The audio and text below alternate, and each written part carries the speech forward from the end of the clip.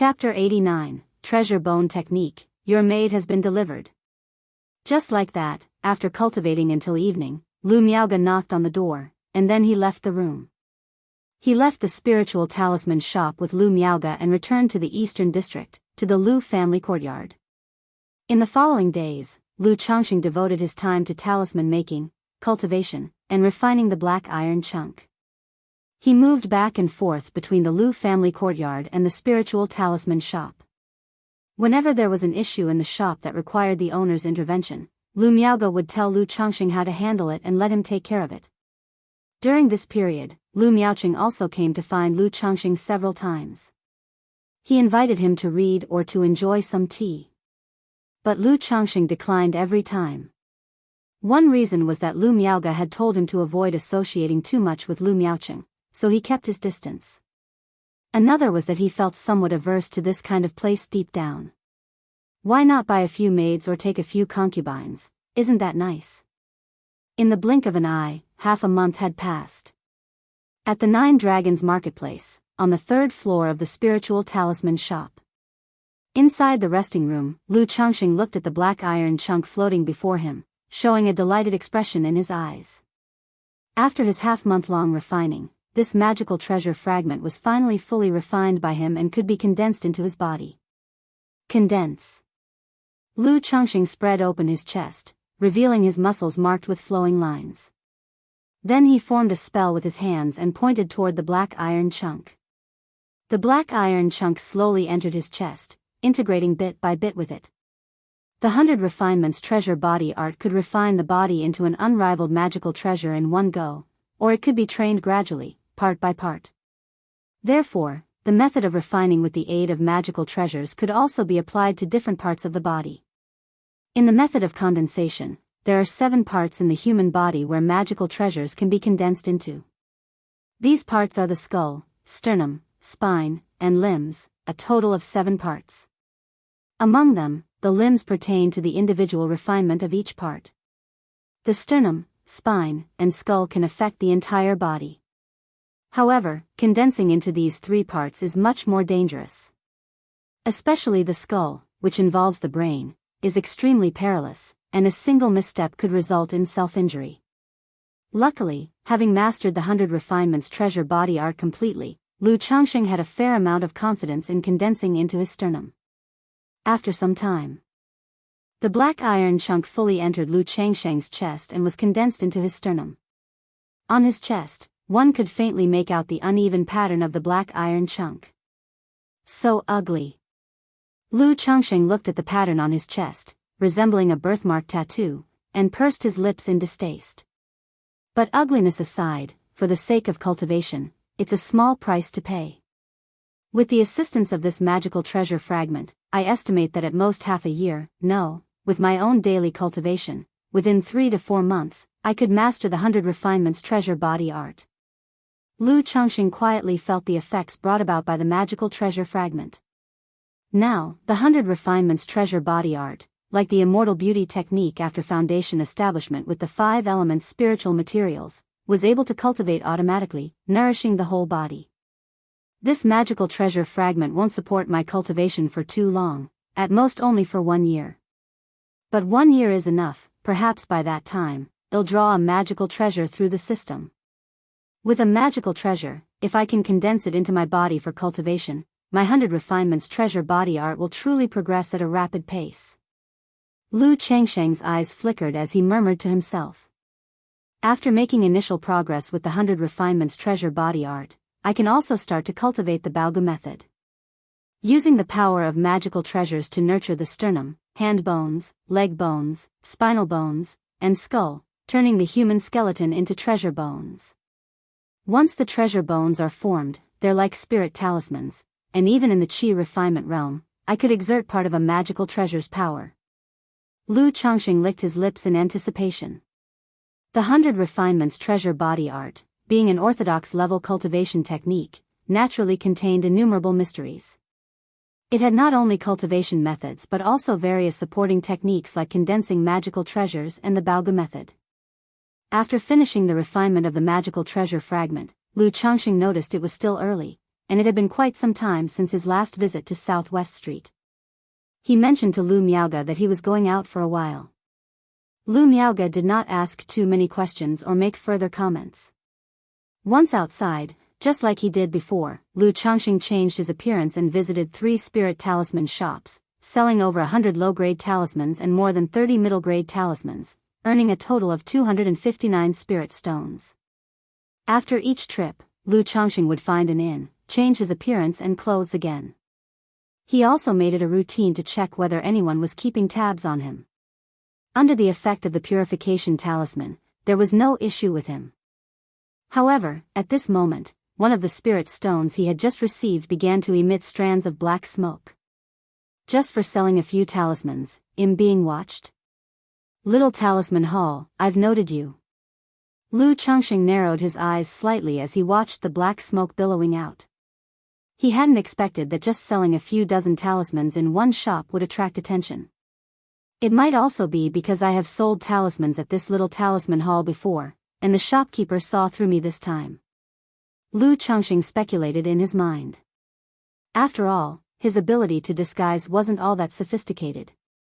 And in the 9 Dragons marketplace, everyone living off their wits had their own means, so it was plausible for someone to notice something odd. Looks like you'll need to lay low for a while. Lu Changxing slightly frowned, then took out another high-grade purification talisman. He applied it to himself and everything in his storage bag, checking over the spirit stones to ensure there were no other issues. Once he confirmed there were no problems, Lu Changxing breathed a sigh of relief. He planned not to sell talismans this way for the next month or 2. Otherwise, he might attract the attention of other interested parties. He wasn't just reading books for nothing. He knew that in the cultivation world, there were many unique and various techniques. Chapter 90, Treasure Bone Technique, Your maid has arrived. Even mystical beasts capable of sniffing out spirit stones, spiritual medicines, treasures, and the like exist, as well as secret techniques to do the same. Therefore, sometimes without any rhyme or reason, one might inexplicably become the target of someone else's interest. While the 9 Dragons market has good public order, one never knows if someone might take a risk, seeing someone with a low cultivation level but carrying money. After changing his appearance, Lu Changxing switched inns twice more before reverting to his true form and returning to the spiritual talisman shop. He then took a middle-grade magic artifact pen from the spiritual talisman shop at the cost price of 139 spirit stones. He also bought 2 stacks of supreme-grade talisman paper and 2 portions of supreme-grade spirit ink, one each of fine quality and high quality. He prepared them for drawing superior-grade talismans. To this, Zhang Shan did not say much. After all, it is perfectly normal for the shop's owner to get items at cost price. Lu Miaoge, seeing Lu Changxing's purchase of a middle-grade magic artifact pen, didn't ask many questions. As a talisman master, buying a better quality pen is quite the norm, isn't it? She did mention to Lu Changxing that he didn't need supreme-grade talisman paper or spirit ink at the moment. Using supreme-grade materials to draw middle-grade talismans would be too wasteful. Lu Changxing responded that he just bought them to try them out and see what the difference was compared to high-level papers. In his heart, however, he couldn't help but think that he might need to buy his talisman paper and spirit ink elsewhere in the future. As night fell, Lu Changxing finished his work for the day with Lu Miaoge and returned to the Lu family's large courtyard in the eastern district. Lu Changxing had been wondering whether being seen together with Lu Miaoge every day might cause her admirers or secret admirers to take notice and start trouble for him. It turned out he was overthinking things. In the last half-month, although quite a few young men approached Lu Miaoge to strike up a conversation or even came to the shop to look for her, they all behaved with a certain level of decorum. Moreover, once they learned of his identity, they did not see him as a rival, they refrained from mocking and were in fact very polite. Upon returning to the courtyard, he encountered the second young lady. Faced with Lu Changxing, she gave a cold snort and looked at him with a chilly disdain. To this, Lu Changxing merely smiled wryly, finding the second young lady's behavior rather endearing. He thought to himself that one day, he would give her enough reasons to grumble. After a simple dinner, Lu Changxing returned to his room. On the way, he ran into Lu Miaocheng, who was staggering and rubbing his waist. The latter clapped him on the shoulder and said, "Changsheng, you were right. We should visit those places less. We cultivators ought to focus on cultivation and tempering our characters." Lu Changsheng, if he remembered correctly, Lu Miaoqing had said the same thing to him just 3 days ago. It had only been a few days. So much for being a saint after the deed. All that resolve flies out the window as soon as the trousers are pulled up. Shaking his head slightly, upon returning to his room, Lu Changsheng took out the newly purchased magic artifact pen, supreme-grade talisman paper, and supreme-grade spirit ink and placed them on the table. He prepared to draw a few superior-grade talismans that could save his life. Lu Changsheng took out a bottle of white jade 100 flowers wine from his storage bag and took a hearty swig. Then, he took a deep breath, calmed his mind, picked up the magic artifact pen, and began to draw the superior-grade talisman, the Thunder Summoning Talisman. Even with his second-rank talisman-making skill, his cultivation level required him to treat the drawing of such superior-grade talismans with due seriousness. The tip of the pen dipped lightly in the spirit ink, emitting a faint spiritual light. Then Lu Changsheng began to draw the talismans with a serious expression. The process was neither quick nor slow, each stroke smooth and fluid, possessing an artistic beauty. If the fourth elder were here, seeing Lu Changsheng's talisman-making skill, she would be agape in awe and disbelief. Even she did not have the fluidity and ease that Lu Changsheng possessed when drawing the Thunder Summoning Talisman. After a while, Lu Changsheng finished the drawing with a flourish of his pen, and spiritual light surged from its tip, making the whole sheet of talisman paper seem to be enveloped in lightning at that moment. In an instant, the thunder light faded and vanished. A first-grade superior talisman, the Thunder Summoning Talisman, completed. Phew. At this moment, Lu Changsheng let out a long sigh of relief and sat down, a tired expression on his face. Indeed, with a middle-grade magic artifact brush and an advanced-level talisman paper and spiritual ink, superior talismans will no longer pose a problem for me, he said. The only problem is, creating one almost drains all my spiritual power. Lu Changsheng gazed at the Thunder Summoning Talisman on the table, muttering to himself, yet his eyes were filled with excitement and joy. If the wear and tear of the talisman brush are not included, the cost of one superior talisman, with just the advanced level talisman paper and spiritual ink, is 6 spirit stones. Yet, a thunder talisman can sell for 40 to 50 spirit stones. That's a stable profit of 7 to 8 times the cost. Most importantly, having a bunch of superior talismans on hand also gave him a greater sense of personal safety. After storing the Thunder Summoning Talisman in his storage bag, Lu Changsheng went to sleep and rest. In the blink of an eye, 3 days passed by. On this day, a young manservant arrived at the spiritual talisman shop. He announced that the maid Lu Changsheng had purchased from White Jade Tower had been delivered. Upon hearing this, Lu Changsheng wasn't busy with anything else, so he went directly with the manservant to the White Jade Tower.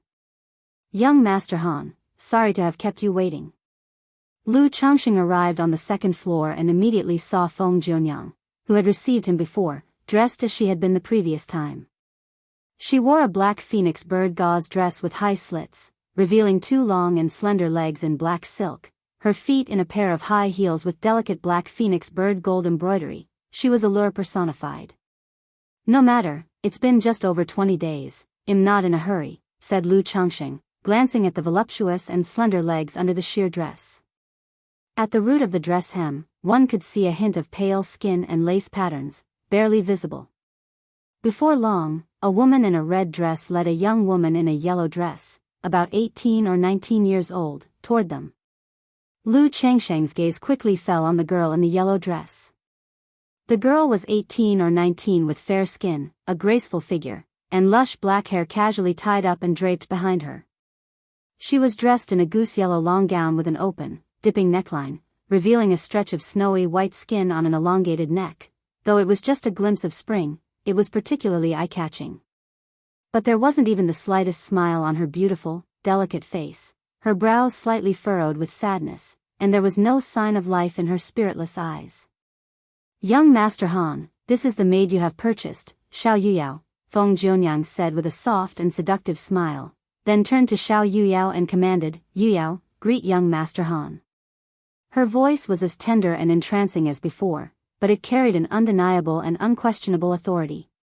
Only then did the girl in yellow lower her eyes slightly and politely greeted Lu Changxing. Yuyao greets young Master Han.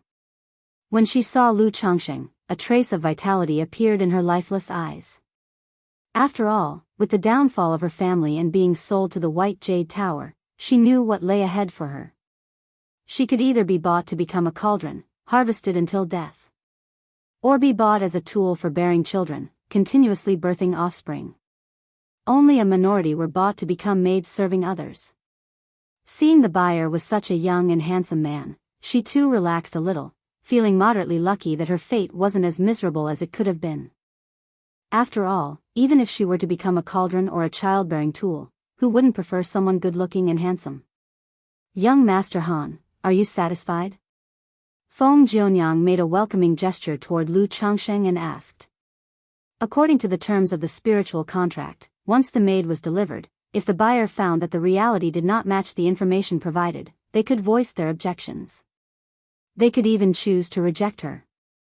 But in that case, depending on the situation, a certain deposit would have to be forfeited. Chapter 91, From now on, you're my half-brother from another father and mother. _1 Miss Xiao, would you be willing to become this young master's maid? Lu Changxing looked at Xiao Yuyao before him and asked with a smile. Although whether he asked didn't really make a difference, the woman before him had no right to refuse anyway. But it could be hypocrisy, or perhaps a flexible moral bottom line, so he still posed the question. After all, he, Lu, never coerced anyone against their will. Xiao Yuyao appeared slightly taken aback. Then, looking at Lu Changxing, she squeezed out a bit of a smile and said, I am willing to serve as the young master's maid. Good, Manager Feng, I'm quite satisfied with her. Hearing this, Lu Changxing didn't say much more and nodded towards Feng Jionyang. In his view, with her figure and the presence of a spiritual root, 150 spirit stones was not expensive at all, quite a bargain indeed. Just bearing him a few children with spiritual roots would mean he had struck gold. Immediately afterwards, Feng Jionyang waved her hand, signaling the girl in the red dress to take Xiao Yuyao out, to complete the subsequent transaction with Lu Changxing. After Lu Changxing had paid the remaining spirit stones, he was also given a spiritual contract. It was Xiao Yuyao's deed of servitude. But this spiritual contract was much more authoritative, able to decide Xiao Yuyao's life and death. And for the next 3 years, should any issues arise with Xiao Yuyao or she brought about any karmic troubles, Lu Changxing could bring this spiritual contract to White Jade Tower and have them handle it. Young Master Han, please take care. If you need anything in the future, feel free to visit us often. Feng Jionyang warmly saw Lu Changxing and Xiao Yuyao off the premises of White Jade Tower. As a manager at the White Jade Tower, she could tell from Lu Changxing's clothing, appearance, and demeanor that he was a highly potential major client. Otherwise, for such a small transaction, she wouldn't have been so courteous. Okay. So, Lu Changxing, taking Xiao Yuyao with him, first returned to the spiritual talisman shop. It was high noon, and Zhang Shan's wife, along with their child, came to the spiritual talisman shop delivering food in a lunchbox. Seeing a beautiful woman with a meek appearance following behind Lu Changxing, Zhang Shan couldn't help but show a hint of envy. Upon reaching the 3rd floor, Lu Miaoge saw Xiao Yuyao and simply asked if this was the maid Lu Changxing had purchased from White Jade Tower. Lu Changxing nodded and briefly explained Xiao Yuyao's situation. Lu Miaoge didn't say much upon hearing this. She was even more aware than Lu Changxing of the cruelty faced by the lower ranks within the cultivation world. Every day, countless tales unfolded of bones buried in the wilderness, families destroyed and scattered. If one were to sympathize with every such case, it would be overwhelming. In her eyes, it was fortunate for this woman to become Lu Changxing's maid. After all, in Qingzhou Mountain, although Lu Changxing's reputation was not very good due to taking wives and concubines and having too many children, he still had a very good reputation in dealing with his wives, concubines, and children. Night fell. Lu Changxing and Lu Miaoge got off work and headed back to the Lu family's large courtyard in the eastern district. As for Xiao Yuyao, the new maid, she followed half a step behind Lu Changxing with her eyes demurely lowered. Li Shi and Wang Wu exchanged glances upon witnessing this scene. They could both see a touch of sorrow in each other's eyes. Although they aspired to dedicate themselves to Lu Changxing, they understood. A man like Lu Changxing was never short of women. The few in the Lu family's courtyard didn't make any remark about Lu Changxing bringing home a woman. After all, it was just the purchase of a maid. Only the second daughter saw this and let out a louder snort than usual, her face showing even more disdain. Lu Changxing smiled wryly, returned to his small courtyard and directly instructed Xiao Yuyao.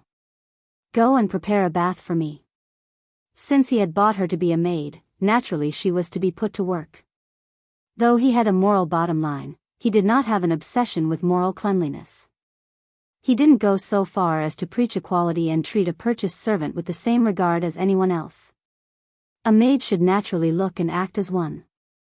As if realizing something, Xiao Yuyao's eyes trembled, and she quietly acknowledged with a yes. Then, carrying a bath bucket and bringing hot water, her cheeks flushed as she began to undress Lu Changxing. She also pursed her lips, undressing herself, and together with the swooshing sound of the water, entered the bath with Lu Changxing, her delicate, soft hands washing over his body. As a cultivator clad in a magical robe, Lu Changxing's body never really accrued any dirt, making bathing somewhat unnecessary. But taking a bath was a form of relaxation and indulgence. With the means, one should enjoy such pleasures. Otherwise, wasn't life just a relentless pursuit of immortality? After she had scrubbed Lu Changxing's body thoroughly, the blush on Xiao Yuyao's cheeks deepened, and with shy arms loosely embracing Lu Changxing's neck, she spoke in an embarrassed tone, "Young master." Despite the stiffness in her movements and voice, it was clear that White Jade Tower had trained her well. She was very accommodating. Right then, Lu Changxing could no longer suppress himself. After all, it had been nearly a month since he last indulged in the pleasures of the flesh. Suddenly, inside the bathtub, the water surged tumultuously, splashing everywhere, with vigorous agitation. The next day. Indeed, it said that solitude yields no life, and singularity brings no growth. The harmony of yin and yang is essential. Lu Changxing emerged from his room feeling refreshed and invigorated. It's truly better to have someone by your pillow. Without cuddling the tender warmth of a beauty, even sleep seemed to lack something. He didn't take Xiao Yuyao with him to the spiritual talisman shop. As he stepped out of the courtyard, he ran into Lu Miaocheng. Changxing. Lu Miaocheng, seeing Lu Changxing, hurriedly approached him. His somewhat haggard face showed a hint of awkwardness as he smiled and said, "Changxing, do you have any spare spirit stones on you? Could you lend me 20? Lu Changxing had thought that the other was looking for him to perhaps discuss books or tea again. He hadn't expected a request for spirit stones.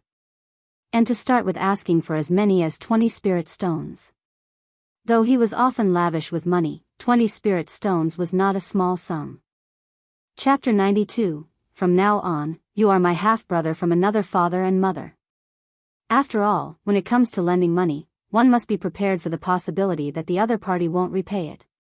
Lu Miaocheng also managed a shop, but his monthly earnings were not much. Last time at Spring Abundance Building, there was a female cultivator I particularly liked, so I've spent all my spirit stones recently, which is why I've come to borrow some from you, he said. Changxing, let me tell you, the women of Spring Abundance Building are not only stunning in appearance but also can offer you the ultimate pleasure, incomparable to ordinary maids and concubines, Lu Miaocheng continued, his handsome face breaking into a smile that seemed somewhat lecherous at that moment. Lu Changxing had also heard of this Spring Abundance Building. He knew it was a brothel in the marketplace. All the workers there were celestial maidens skilled in the art of love. So the prices were also extremely high. A single experience could cost several spirit stones, or even dozens. Lu Miaocheng had probably been frequenting the place lately.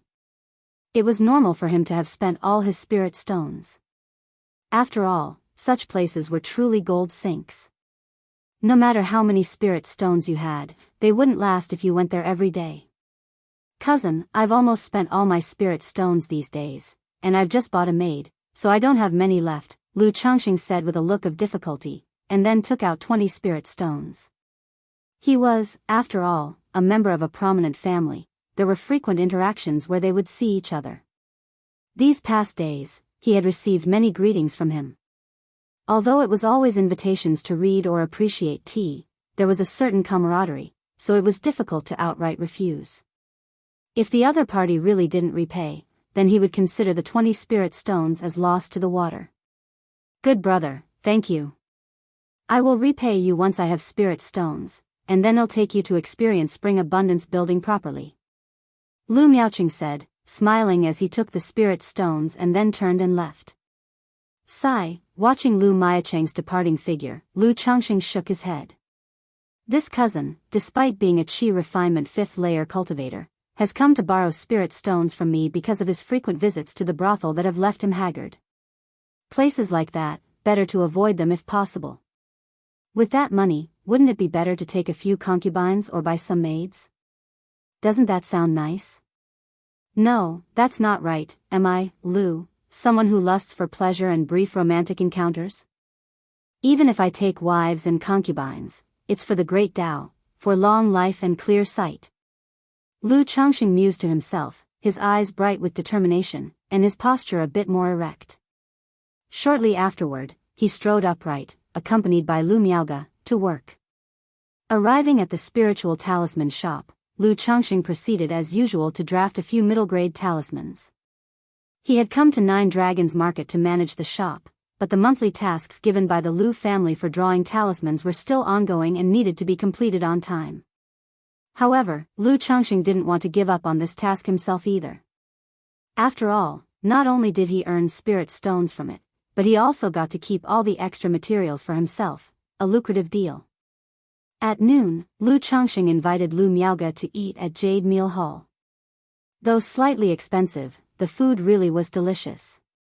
Treating oneself to a meal there every so often was not bad. Yet, during the several trips Lu Miaoge and Lu Changxing had made to Jade Meal Hall, Lu Miaoge had not let Lu Changxing pay, suggesting they take turns covering the bill. Lu Changxing didn't mind and certainly wasn't about to fight to pay. Qing Zhu Lu's spiritual talisman shop. Inside the talisman room. Could there be defects even in premium talisman paper? After finishing a superior grade talisman, the dungeon talisman, Lu Changxing looked surprised. He had almost failed in creating this talisman just now. The reason was simple. There was a tiny flaw on the talisman paper that almost caused his talisman making to fail. Subsequently, Lu Changxing checked the remaining dozen or so sheets of paper, all of which were fine. It was only the one he had just worked on that had a small defect. Seeing this, Lu Changxing didn't pay it much mind or take it to heart. After all, finding a minor defect in a stack of talismans could still be considered acceptable. After a short rest, Lu Changxing thought that it had been almost a month since he came to 9 Dragons Market. In a few days, after inspecting the monthly inventory, he would be able to return home. I should buy some gifts to take back since I'm returning soon. He then gave Lu Miaoge a heads up and went out to buy gifts for his wives and children. That night, Lu Changxing's eyes were slightly narrowed as he lay back in the bath. After a while, Xiao Yuyo's head emerged from the water, covering her mouth, coughing softly. Lu Changxing gestured with his hand, using the object manipulating technique to pour a cup of tea from the teapot on the side table, which landed in his hand. He handed it to the maid in front of him, speaking softly, "There's really no need to swallow it." "It's fine, young master." Xiao Yuyao took a sip of tea and spoke softly, her eyes downcast. Her clear eyes no longer had the numbness they had before. Through their interactions over these days, she had come to understand that her young master was a decent person. Especially yesterday. The woman who had always looked at her young master with disdain had given her a couple of pointers. She said that apart from being desirous of women, her master was decent regarding females. As long as she behaved well, apart from bearing children, she would not be mistreated. Spiritual Talisman Shop. Boss, here is this month's stock. Including 496 basic talismans, 851 lower-grade talismans, 388 middle-grade talismans, ordinary talisman paper, Zhang Shan handed over a list and 5 storage bags to Lu Miaoge to inspect. Lu Miaoge nodded and then went to the 3rd floor, calling Lu Changxing over to help check the inventory. Of course, they couldn't possibly check all these goods. Otherwise, they wouldn't know when they would finish. Chapter 93. From now on, you are my half-brother from another father and mother. Moreover, the Lu's cultivators who collaborated with the Lu family's spiritual talisman shop were mostly fixed, so it was enough to inspect a portion of the goods each provided. Lu Miaoge explained the inspection standards for the goods to Lu Changxing. For instance, with talisman inspections, first and foremost, the quality of the talisman paper couldn't be too poor.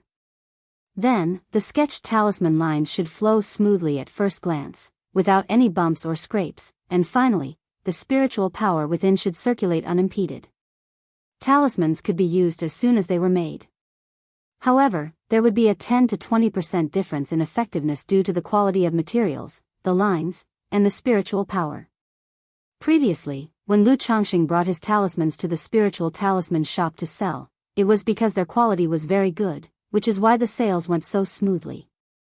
As for the talisman paper and spiritual ink, there should not be a single flaw in quality.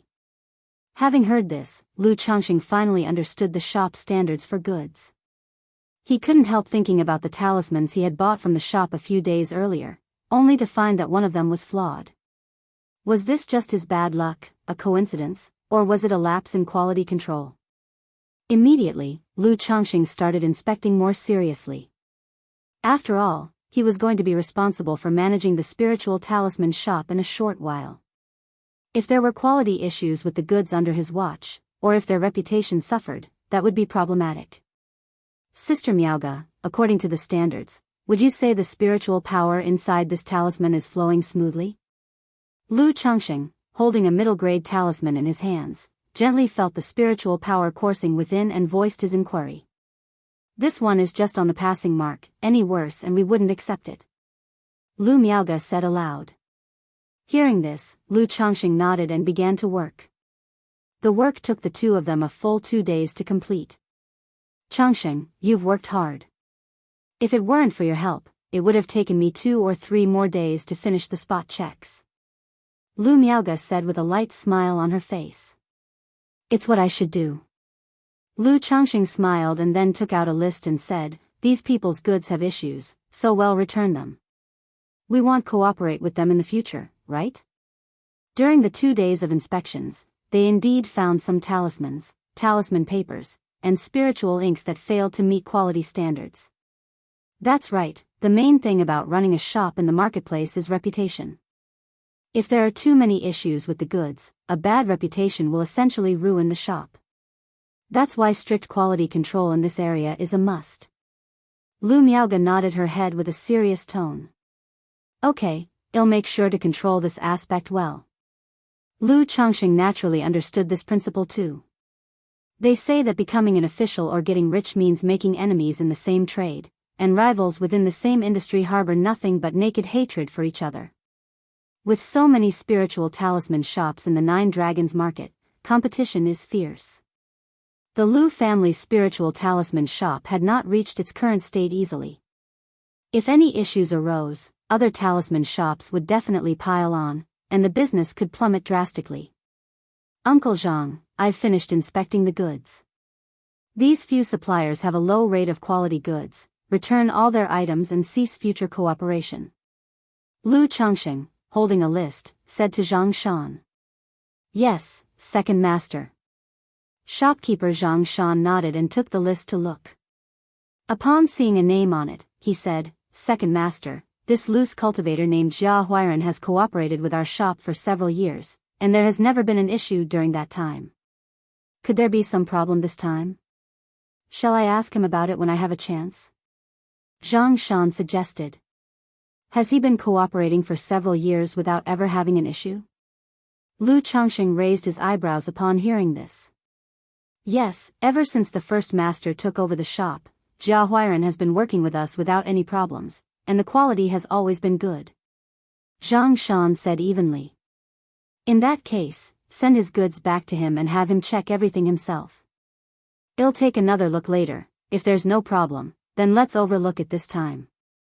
Lu Changxing eyed Zhang Shan, his gaze narrowing slightly as he spoke after a moment's thought. All right, second master. Zhang Shan immediately responded with a nod. After that, Lu Changxing also discussed the matter with Lu Miaoge. Lu Miaoge felt the issue was not too serious and that giving them a chance was fine. It was up to Lu Changxing to handle it. She then mentioned that she would be returning to Qingzhou Mountain in 2 days. After returning to the Lu family's courtyard, Lu Changxing also told Xiao Yuyao he would have to go back in a few days. Xiao Yuyao was aware that this son of hers had a pile of wives, concubines, and children at the Lu family and obediently responded. Meanwhile, in a small courtyard in the western district. Brother Zhang, why were all the materials from this batch sent back for rework? A burly man asked Zhang Shan. Sent back for rework, and you're still asking me? This month, the shop got a new owner, so for the next few months, the shop will be monitored much more closely. Keep an eye on the quality yourself, and don't give me any of those shoddy goods passed off as first-rate again. If I hadn't spoken up this time, they would have directly terminated the partnership. Zhang Shan replied irritably. Terminate it then. When the time comes, well, just change the name and continue the partnership as usual, won't we? The burly man said with an indifferent expression. Changing the name would only bring more trouble if the inspections find issues again. Moreover, I haven't quite figured out this new owner's temperament yet. Let old Zhou and old Yang keep an eye out as well. Zhang Shan continued, his face stern and beyond questioning. All right, brother Zhang, I got it. Seeing the situation, the burly man nodded earnestly. 2 days later, early in the morning, Lu Changxing and Lu Miaoge rode the Iron Feather Eagle from Nine Dragons Market back to Qingzhou Mountain. Similar to their journey there, it took 2 days for the pair to safely return to the Lu family. Husband, the husband has returned. Daddy, daddy. As soon as Lu Changxing entered, several wives, concubines, and playing children caught sight of his return and ran over to him with boundless joy, surrounding him in hugs. This is what home feels like. Seeing this, Lu Changxing couldn't help but smile, patting his wives and embracing his children. Afterward, the other wives and concubines also came to meet Lu Changxing. In the process, Lu Changxing noticed a woman he hadn't seen before. This woman, appearing to be 17 or 18 years old, had a demeanor of refined grace and seemed somewhat shy. Later on, through Lu Miao's explanation, he learned that this woman was named Guan Xian. She was sent over by Hong Yi not long ago when he came to Qingzhou Mountain to trade talismans and possessed an 8th-grade spiritual root. At this point, Lu Miaoyan pouted slightly and coquettishly said that Lu Changxing having them was not enough, and insisted that he had others find women for him outside. Hearing this, Lu Changxing immediately envisioned the scene. Lu Miaoyan, pregnant, had gone to trade talismans on his behalf, and as a result, Hong Yi sent him a young girl. Under such circumstances, it was normal for Lu Miaoyan, as his principal wife, to show a bit of temper. He immediately soothed her, assuring her that he truly had no idea, and was unaware of this development. After Jiu'er and Shu'er, he had told Hong Yi not to engage in such activities anymore. He stated that if he had been there, he would have definitely declined. He then showered her with sweet talk, praising Lu Miao's conduct as a leading wife and declaring her to be an exemplary helpmate to him. Of course, he said what he said, but in his heart, it was Hong Yi, what a good brother. In secular society, finding someone with a spiritual root was not easy. Let alone a young woman in her prime years. Now that Hong Yi had found one and sent her to him, he was truly like a brother, though not by blood. Lu Changxing also thought that he could now start selling some middle-grade talismans to Hong Yi. On the one hand, it would increase his income. On the other hand, it was a way to give Hong Yi some benefits. After all, Hong Yi had treated him so well, like a brother, so he could not fail to reciprocate.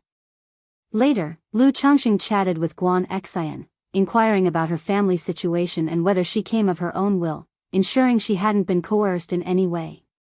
She conveyed that her family was an ordinary family of 5 and she had willingly sold herself to the Rui Marquis mansion to serve the celestial master. Hearing this, Lu Changxing was relieved. A gentleman adores the fair sex but always acts in an upright manner. His bottom line, Lu's own, was not to coerce anyone and to avoid any possible trouble. Chapter 94, Alright, I was wrong, okay? _1 There's a saying that absence makes the heart grow fonder. That night, after successive intense battles, there was much tossing and turning. The passion of the process, sweet and lingering, was not for others to know. Due to this trip home, I'd only be staying for 3 days. So, during these 3 days, Lu Changxing didn't do much cultivation or talisman making, instead spending all his time with his wives and children. In the meantime, Lu Changxing also mentioned to Lu Miaoyun that he'd bought a maid while at Nine Dragons Market.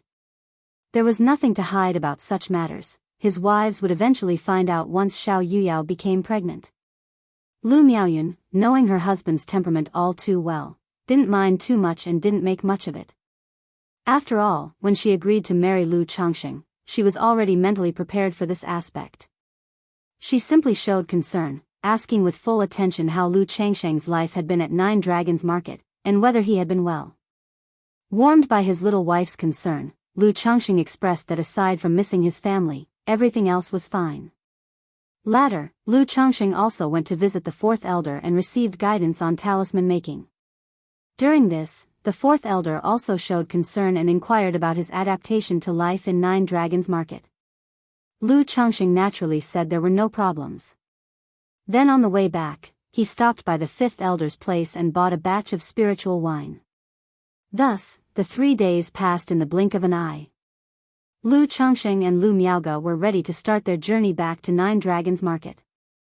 His 25th child was about to be born in the coming days. But Lu Changxing didn't wait at home for the birth of the child before leaving. This situation would arise again in the future, and he couldn't always be by their side. Everything has its first time. On the journey back to Nine Dragons Market, Lu Changsheng's iron feather eagle was joined by a maid named Xiaoqing. Taking Xiaoqing to Nine Dragons Market was partly because Lu Miaoyun had mentioned it earlier, asking him to bring Xiaoqing over. Moreover, having babies couldn't be halted, and Xiao Yuyao alone was not enough by his side. If not for the inconvenience of the iron feather eagle carrying too many people, Lu Changxing would have also liked to bring Guan Xian to Nine Dragons Market. However, he wasn't in a hurry, as it would be the same if he brought her over the next month. Because he brought Xiaoqing, the journey took half a day longer than before.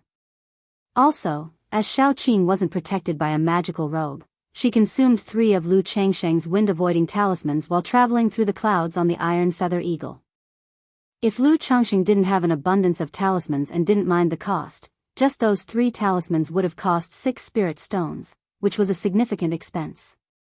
Upon entering the city, Lu Changxing also got a long-term identity card for Xiaoqing. He couldn't help thinking to himself that bringing people to live in the marketplace also entailed quite an expense. When he brought Xiaoqing back to the Lu family compound, Lu Changxing encountered Lu Miaohuan. The latter huffed with disdain and scorn written all over her face. This made Lu Changxing somewhat displeased. Now and then your occasional snorts are fine. But do you have to huff with disdain every time we meet? Despite being the dream of untold numbers of fairies in the future, I'm still so unwelcome. Moreover, at the initial arranged meeting, although I was at fault, it was your excessive demands of not allowing a husband to take other wives or concubines that led me to refuse. If not for that, with your face, your figure, your legs, and your 6th grade spiritual root, if you were even half as good-natured as Lu Miaoyun, I feel I might have agreed. Second miss, are you sure there's nothing wrong with your health? Every time I see you, you're frowning and huffing. If something really is wrong, you should get it checked out soon, or it might get worse. Lu Changxing glanced at the second miss and said with a touch of annoyance. After speaking, he took Xiaoqing back to his own courtyard. Lu Miaohuan didn't expect that after so long, not only did Lu Changxing not apologize to her, but he also made sarcastic remarks, which left her feeling upset. She said coldly, I'm in perfectly good health. I just dislike you. Is that a problem? Her voice was still clear and beautiful. Hearing the second miss speak so frankly and righteously, Lu Changxing was momentarily at a loss for words. Looking at Lu Miaohuan's icy, indignant, yet still exquisite face, Lu Changxing couldn't help but respond, "Then don't look. I will look if I want to. Do you think you can stop me?" Lu Miaohuan's face puffed up with anger, her delicate chin lifted, a picture of cold and noble beauty. "I can't stop you. If you insist on making yourself miserable, then by all means, continue feeling upset," Lu Changxing said, shaking his head as he walked away. "Lu Changxing, you stop right there." Seeing Lu Changxing's stance, the expression on Lu Miaohuan's delicate face inflated like a pufferfish. "You're the one who has an issue with me, why are you telling me to stop? Do you want to make yourself suffer?" Lu Changxing paused mid-step and looked sideways. "What kind of attitude is that?" Lu Miaohuan's face turned frosty as her chest heaved with indignation. All right, okay, I was wrong, I'm wrong, happy now." Lu Changxing's face was full of insincerity, uttering words that could infuriate anyone. "What do you mean by I was wrong, happy now? It was clearly your fault. Is this how you apologize?" Lu Miaohuan became increasingly agitated upon seeing Lu Changxing's demeanor. An inexplicable fury surged within her, making her feel extremely annoyed. As Lu Changxing observed her posture and temperament, he was reminded that the second miss was spoiled with a temperamental nature. Concepts such as interpersonal relations and social graces were non-existent in her. Not wanting to argue or fight with her, he turned around, bowed slightly, and earnestly said, "All right, it's my fault. I sincerely apologize to Second Mississippi. Please forgive me." Seeing Lu Changxing's earnest apology, Lu Miaohuan's puffed cheeks deflated, her lips pursed, and with a huff, she walked away with high heels clicking, the epitome of a cold and noble beauty. Chapter 95, All right, I was wrong, okay? Lu Changxing witnessed this scene and couldn't help being speechless. How is the second miss behaving like a child? The first miss, although appearing otherworldly, actually has a high EQ and handles interpersonal relationships very well. Lu Changxing couldn't help shaking his head. He also felt there was no need to take the second miss so seriously, and when it was time to apologize, he might as well just do it. It would be like humoring a little girl, best to just humor her and be done with it. "Son-in-law, it seems the second miss has taken a fancy to you," said the maid Xiaoqin giggling as she watched the two of them bicker. "Nonsense," Lu Changxing flicked Xiaoqing's pale forehead with his finger. "It's true," the little maid said, pouting her lips while covering her forehead that had been flicked, knowing her master's temper. Lu Changxing chuckled, feeling that the second miss behavior was indeed like that of a child trying to catch someone's attention in a certain way. He didn't pay it much mind. After all, if the second miss really took an interest in him, wanting to marry him, he would find it hard to accommodate, not having the energy to pamper her. Having settled Xiaoqing in the courtyard, Lu Changxing suddenly thought of a problem. If the number of his wives, concubines, and maids increased, he might need to consider renting a house in the marketplace. After all, this small courtyard only had about 100 square meters, which was indeed quite small. And if there were many wives and maids, it would be inconvenient to live together in such a large courtyard. But for now, with just 3 people, Lu Changxing wasn't in a hurry. He planned to rent a house in Nine Dragons Market once there were a few more people. In the blink of an eye, half a month had passed. Lu Changxing spent his days cultivating, making talismans, and going to work. Sometimes he'd go shopping with the little maid and would occasionally invite the first miss to eat out. Life was quite leisurely and comfortable. One day, Lu Miaoqing came to find Lu Changxing again. Lu Changxing thought he was coming to repay the money. But unexpectedly, the man was here to ask for a loan again. There's a saying, borrowing and returning makes for further borrowing not hard, but don't lend to the desperately poor. For someone like Lu Miaoqing, who hadn't repaid the first loan and was likely borrowing money to indulge in pleasures again, Lu Changxing naturally would not lend any more. He stated straightforwardly that he had no money. Not only did he claim to be out of money, but he also directly pleaded poverty, asking Lu Miaoqing when he would return the spirit stones. Under Lu Changxing's acting, Lu Miaoqing could only leave disappointed. After all, to ordinary people, Lu Changsheng's income would indeed not amount to much if he had to support so many wives and children. He came to borrow money from you? Better to keep your distance from that sort of person. But you two do seem to have something in common, no wonder he came to you for a loan. Lu Miaohuan, just returning from work, passed by and saw Lu Miaoqing leaving. Guessing what had happened, she sneered. How are we of the same ilk? I, at the very least, have 5 wives, 6 concubines, 2 favored consorts, and 3 maids. Do I need to go to such places? Lu Changsheng, seeing Lu Miaohuan's expression, snorted in disdain and walked away. Lu Miaohuan, hearing Lu Changsheng's words and watching his retreating figure, didn't know why, but felt her anger rising incessantly, very annoyed. That night, after Xiao Yuyao and Xiao Qing leaned languidly in Lu Changsheng's embrace. My lord, I think I might be pregnant, Xiao Yuyao said in a soft voice. Pregnant? Lu Changsheng's spirits lifted upon hearing this. There's a saying that a lone yin does not produce life, nor does a lone yang endure, and these days he had been harmonizing yin and yang with Xiao Yuyao nightly. Now after such a long time, her being pregnant was natural. Instantly, he pressed his head to Xiao Yuyao's belly. He could faintly feel a weak life force gestating. Good, good, good. Lu Changsheng repeatedly cheered, his face full of delight, and asked, when did you realize it? Xiao Yuyao was also a cultivator, with a qi refinement level of the 2nd level, so it was natural for her to be aware of her own pregnancy. It was just a couple of days ago, but at that time I wasn't sure yet. I only confirmed it today, Xiao Yuyao said gently. She knew that her lord particularly adored children. Good, from now on take good care of yourself and pay attention to your health. If you need anything for eating or drinking, just let me know, Lu Changsheng said.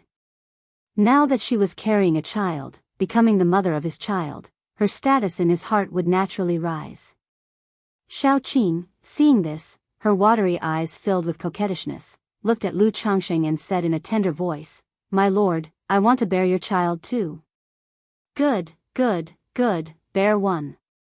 Lu Changsheng drew Xiao Qing close and agreed. In 2 months' time, Lu Miao's child was due. For Xiao Qing to be pregnant now would be about the right time. He then rolled over and set about striving for the great Tao of immortality. The next day, Lu Changsheng and Lu Miaoge went to work. Thinking of Xiao Yuyao's pregnancy, he now only had Xiao Qing left by his side. Previously, he had been concerned about Lu Miao's pregnancy, which is why he hadn't allowed Xiao Qing to get pregnant. Now, without such concerns, he reckoned that under daily yin and yang harmonization, it shouldn't take long for Xiao Qing to conceive as well. Should we, perhaps, buy some more maids from White Jade Tower? Now that Yuyao is pregnant, she needs someone to take care of her. If Xiao Qing gets pregnant, she'll need someone too, Lu Changsheng mused inwardly. He hadn't really thought that the maids he bought must possess a spiritual root. Indeed, his intent was to practice eugenics, but it was also to do so as much as practicable under the circumstances. Currently, he clearly did not have the conditions for that. However, the first order of business is to earn some spirit stones. Lu Changsheng shook his head slightly. The spirit stones he had previously earned, spent on magic artifacts, talisman brushes, talisman paper, and spirit ink, together with the expenses incurred in recent times, had almost depleted his reserves. Chapter 96. All right, I was wrong, okay? So, even if he were to buy ordinary maids without a spiritual root, the money he had would hardly suffice. Because if one were to buy maids, naturally one could not just buy 1 or 2. If buying, one should buy many at once. And with the increase of maids, the matter of renting a house also had to be put on the agenda. Alas, wealth and companions are needed in the practice of the law. Indeed, no matter where you are, you need to have money. If it wasn't for my talisman-making skills, these years, having stored so many talismans on me, the very thought of cultivation would be extremely difficult. Lu Changsheng shook his head and sighed, deeply sensing the difficulty of cultivation. If it was already like this for himself, how much harder it must be for other ordinary cultivators, he thought. After giving Lu Miaoge a quick heads up, Lu Changsheng left the house and, after disguising himself, went around to several spiritual talisman shops and sold almost 200 talismans. This time selling talismans, he was even more cautious and did not go to the shops where he had sold talismans before, to avoid being noticed by someone with ulterior motives. Sigh, this is ultimately not a long-term solution. A few more times, I would have visited every spiritual talisman shop in the Nine Dragons market, and I might end up drawing the attention of someone with ulterior motives. In the inn, Lu Changxing checked himself with a purification talisman, making sure he wasn't being watched, and let out a sigh of relief. The Lu family's spiritual talisman shop purchases talismans outside every month. In a few more months, the young lady won't be at the spiritual talisman shop every day, and by then, I will be fully in charge of the shop. At that time, depending on the situation, I can sell the talismans I have through the channel of the Lu family's spiritual talisman shop, without having to run around like this, worried about being watched. Lu Changsheng's eyes flickered. He had thought before about whether he could sell his own spirit talismans through the Lu family's spiritual talisman shop. And this month's observations made him feel it was increasingly feasible. All he needed to do was to forge a supplier, as long as the goods provided were fine. Once the shop was under his full responsibility, such a thing would be easier than ever. That night, Lu Changxing also asked Xiaoqing to find out about the housing prices and rental situation in the Nine Dragons market and planned to rent a 400 to 500 square meter house. For the location of the house, he told Xiaoqing to look in the eastern and northern districts and not to go to the western district. The western district was the gathering place for loose cultivators. Not only was it far, but it was also a mixture of good and bad, and there might be unexpected dangers. So it wouldn't matter even if it cost a bit more money. Even though the northern district was a commercial and entertainment district, belonging to the bustling city, there were still many houses for rent.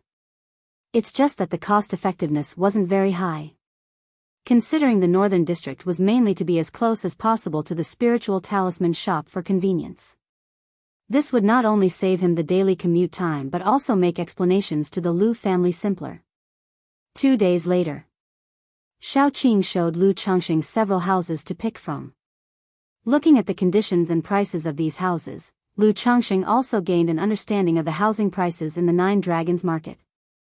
In the eastern district, a house of 400 to 500 square meters, depending on different lease terms, location, and environment, the price would be roughly between 60 and 100 spirit stones.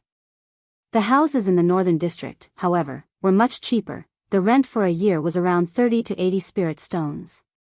After looking at the houses Xiaoqing had picked out, Lu Changxing immediately made a decision. He chose a house in the northern district, not far from the spiritual talisman shop. The walk was almost 15 minutes. The house was about 400 square meters, and the minimum lease term was 5 years. The annual rent was 50 spirit stones, which could be paid yearly, and 1 year's rent would be required as a deposit.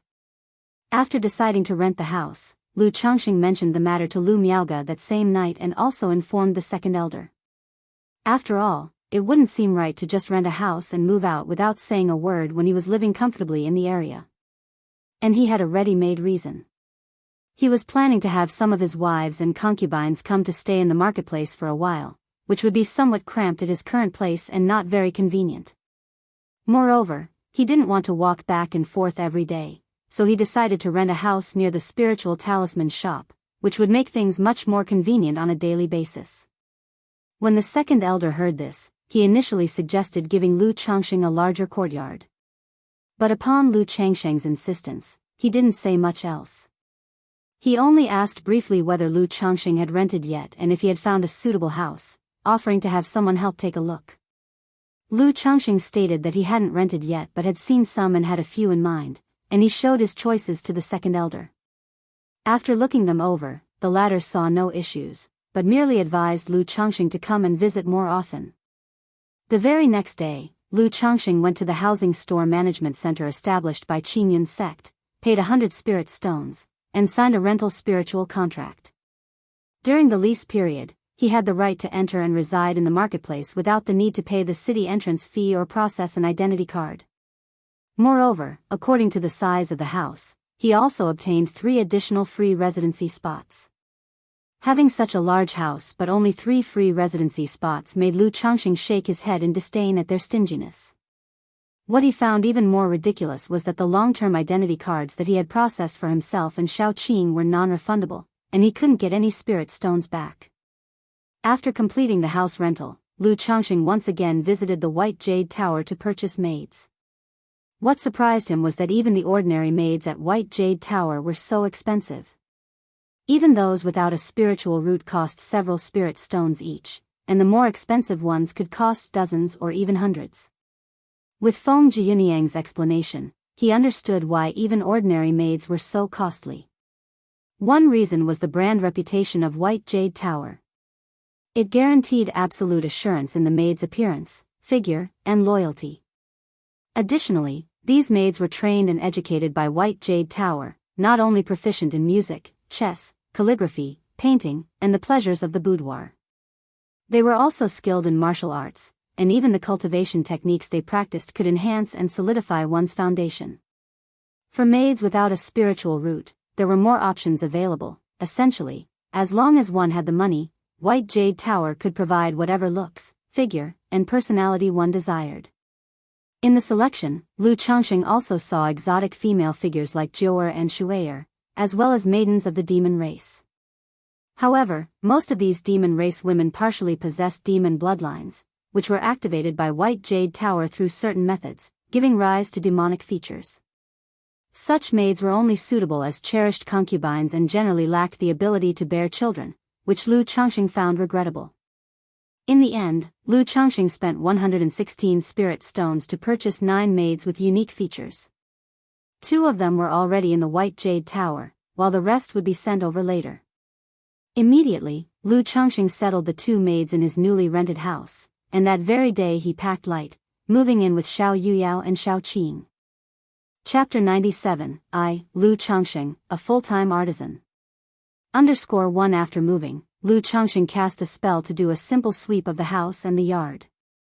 This house only has a basic soundproofing formation. It seems he'll need to buy a few small formations later. Lu Changxing observed the situation in the yard and thought to himself. Even though 9 Dragons Market had good public order, it still couldn't compare to living in Qingzhou Valley's Lu family compound in the Eastern District. He still needed to be cautious and have some security measures. Otherwise, what would happen if he was not at home and his wives encountered danger while at home? Moreover, these small formations could be taken along and reused after purchasing when moving houses in the future. The next day, before going to work, Lu Changxing gave Xiao Qing 20 spirit stones. He asked her to buy some spirit rice, spirit vegetables, and spiritual materials to store at home. Now that he had Xiao Qing, a spirit cooking chef, he could enjoy better quality food. He also asked Xiao Qing to prepare lunch for 2 and deliver it to the spiritual talisman shop around noon. On his way to the spiritual talisman shop, Lu Changxing saw an array shop and went in to inquire about the prices of small formations, formation implements, and array plates. As for the formation implements, there are formation flags, array plates, and formation eyes as part of the set, and the specific cost depends on the area you want to cover. The shopkeeper of the formation shop began to introduce. Subsequently, Lu Changxing asked how much the formation implements would cost for a yard of around 400 or 500 square meters. There are many types of formations. For this size, the most common first-grade lower-quality formation, the minor misleading array costs 180 spirit stones. As for some stronger formations, it's not enough to just have the formation implements. You also need an array master to set it up and inscribe the array patterns. The shopkeeper, recognizing Lu Changxing, spoke more, sharing knowledge about formations with him. Upon hearing this, Lu Changxing involuntarily clicked his tongue in wonder. Just to cover 400 square meters with a first-grade ordinary lower-quality formation implement would cost 180 spirit stones. The price for a complete set of first-grade middle-quality formation implements was around 400 or 500 spirit stones. As for a complete set of first-grade high-quality formation implements, the price was basically 1,000 or more spirit stones. And for complex formations, the cost was even higher because it included the fee for the array master's services. Truly, compared to array masters, alchemists, and artifact refiners, talisman masters are still a bit lacking. I also wonder if I will be able to draw formation skills in the future. If I could become an array master, then once I am settled down, I won't have to worry about someone breaking into my home. After chatting with the shopkeeper for a while, Lu Changxing shook his head and left. He didn't have the money now, and even the first-grade lower-quality formation implements were beyond his reach. Moreover, in his opinion, the first-grade lower-quality formation implements were actually somewhat mediocre in effect. At noon, Xiao Qing came to deliver food, carrying a lunchbox.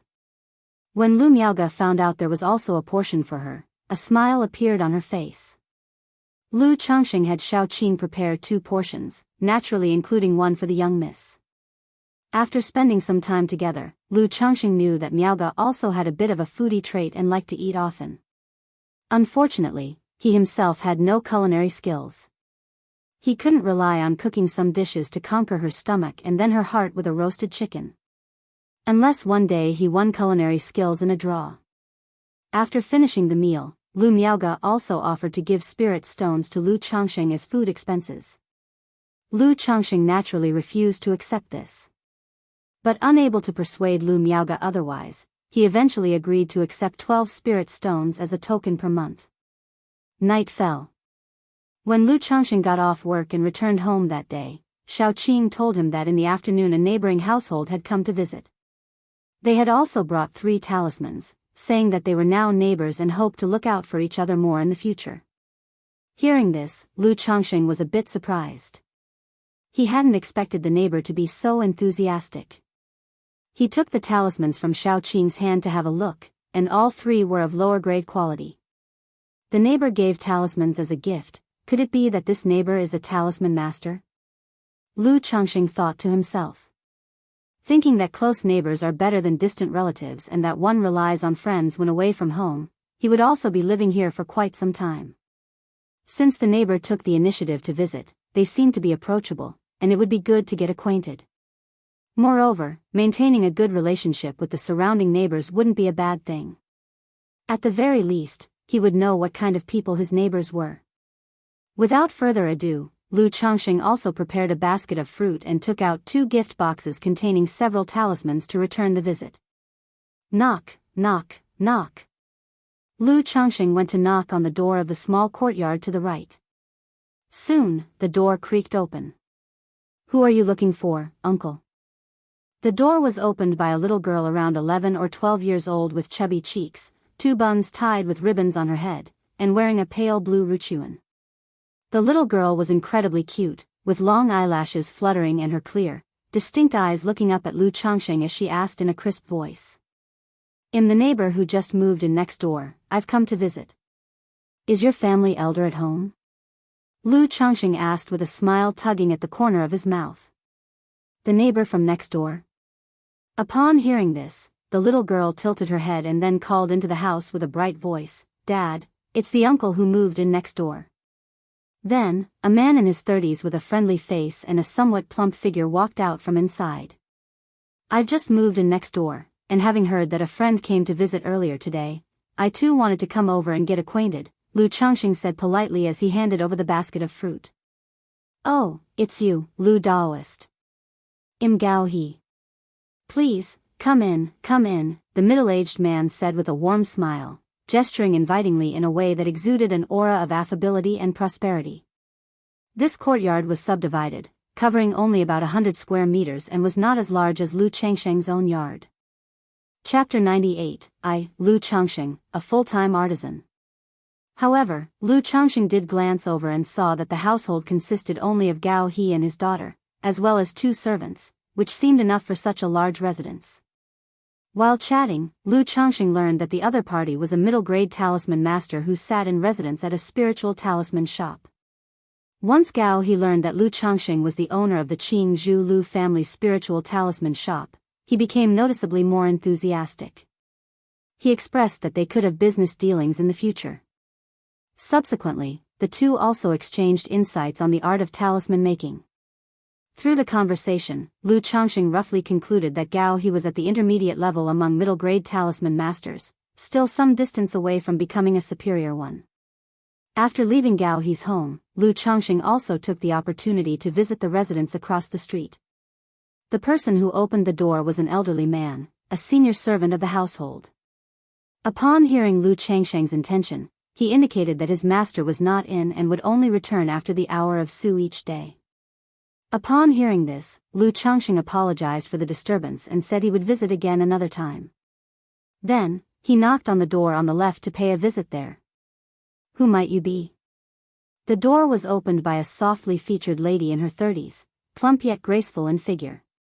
Her skin was as white as snow, her eyebrows like emerald feathers, her nose like a distant mountain, and her lips were as rosy as blossoms, with her jet-black hair coiled up into a bun. She was draped in a light blue dress, with a slim waist tightly cinched by a belt, revealing a proud and curvaceous body. A gentle smile graced her lips, emanating a mature charm unique to a beautiful matron. "My name is Lu Changsheng. I've just moved in next door, so I've taken the liberty to come and introduce myself." Lu Changsheng, with a genial face and a smile, bowed slightly with his hands clasped and presented a gift box containing talismans. Inside were 3 low-grade talismans and 1 middle-grade talisman. After all, a small gift for a new acquaintance need not be too valuable. "So, it's Daoist Lu. Please, come in."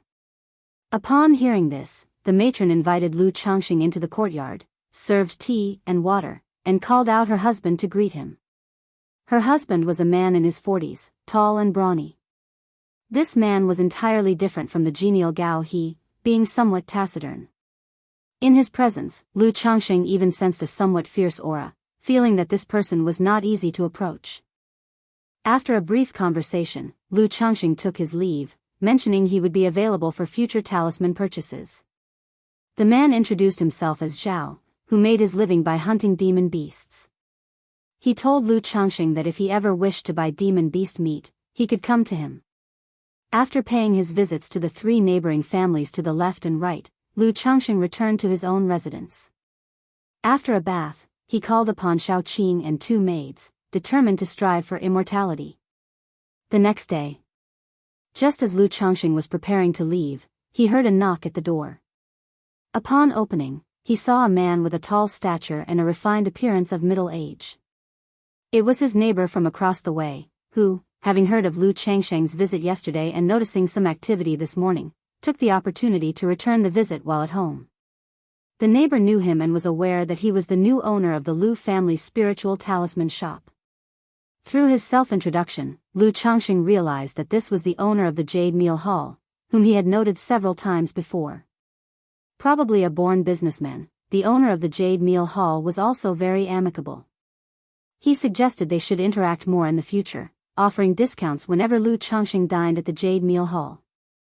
Lu Changsheng, too, was the type of person who responded amiably when others spoke kindly to him. After exchanging pleasantries with the man, he finally set off. He thought to himself that among the 3 neighboring families, aside from the somewhat fierce family on the left, the others seemed rather nice. Time flew, and before he knew it, the end of the month was almost upon him. Zhang Shan brought the inventory and list of goods purchased during the month for Lu Changsheng and Lu Miaoge to spot check. It took 2 days for the 2 of them to finish inspecting the goods. As before, they found some defective and flawed items, but not too many. This prompted Lu Changsheng to inquire if Lu Miaoge's suppliers for the shop weren't long-term partners, why there were always some defective and flawed items in every shipment.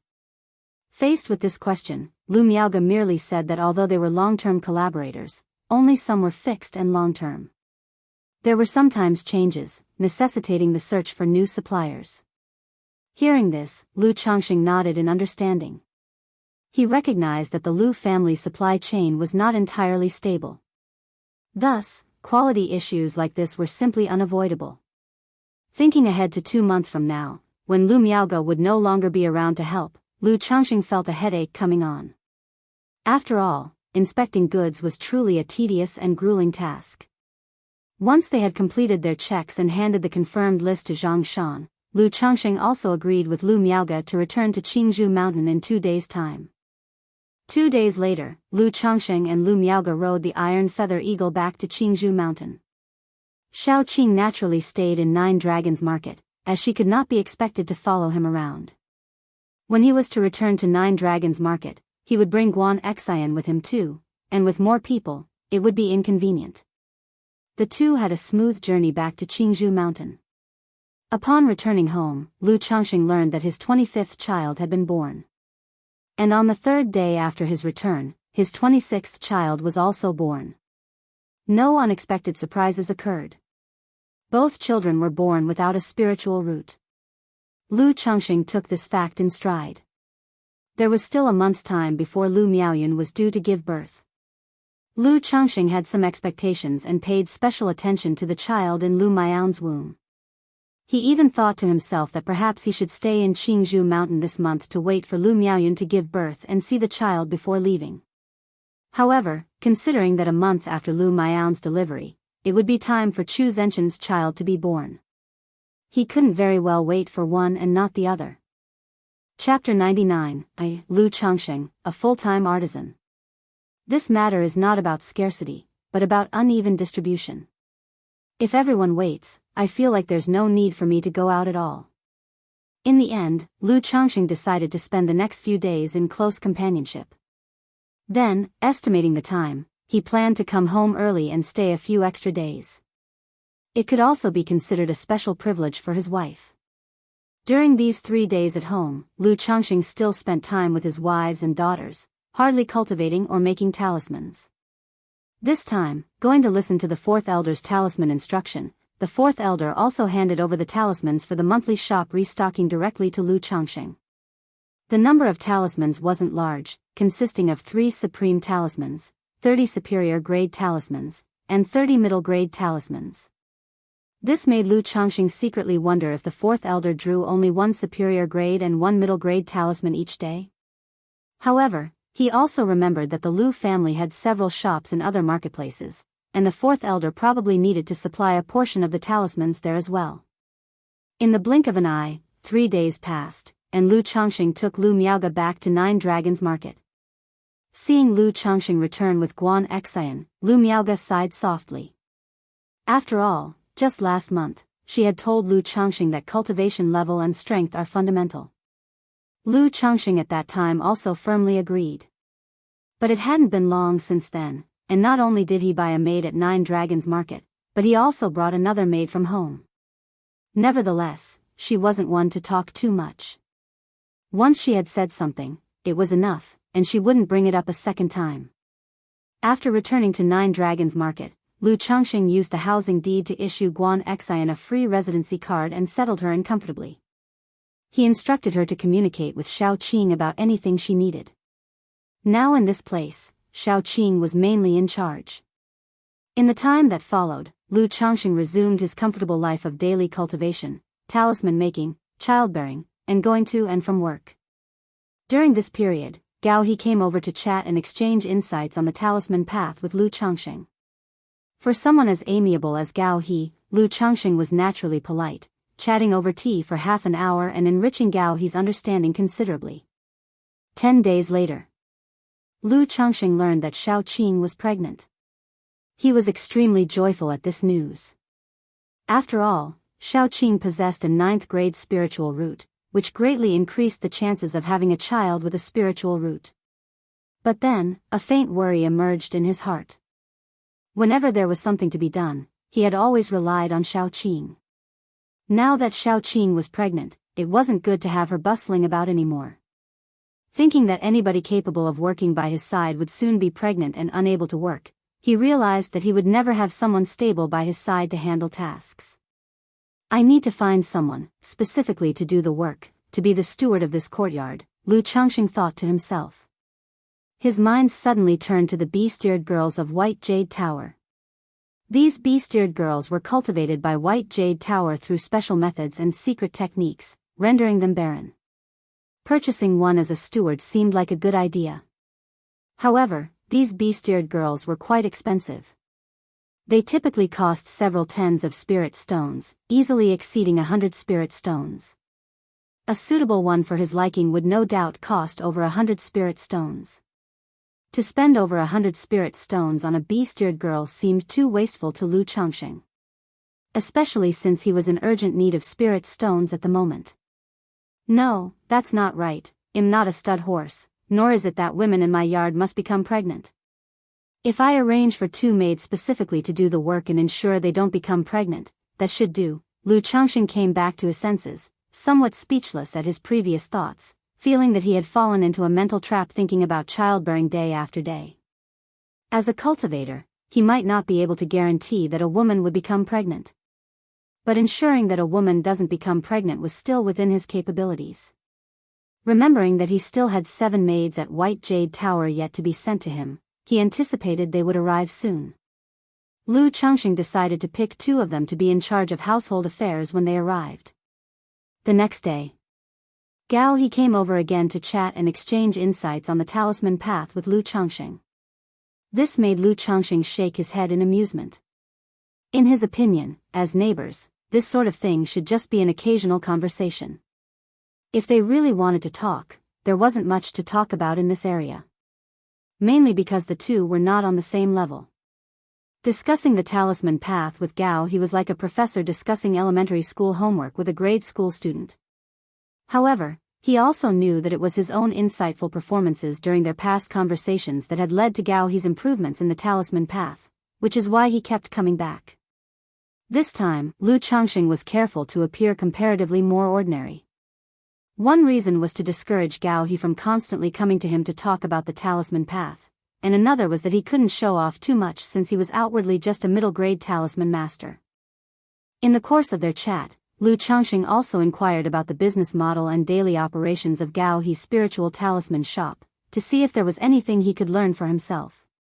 Gao He didn't conceal anything and shared the truth.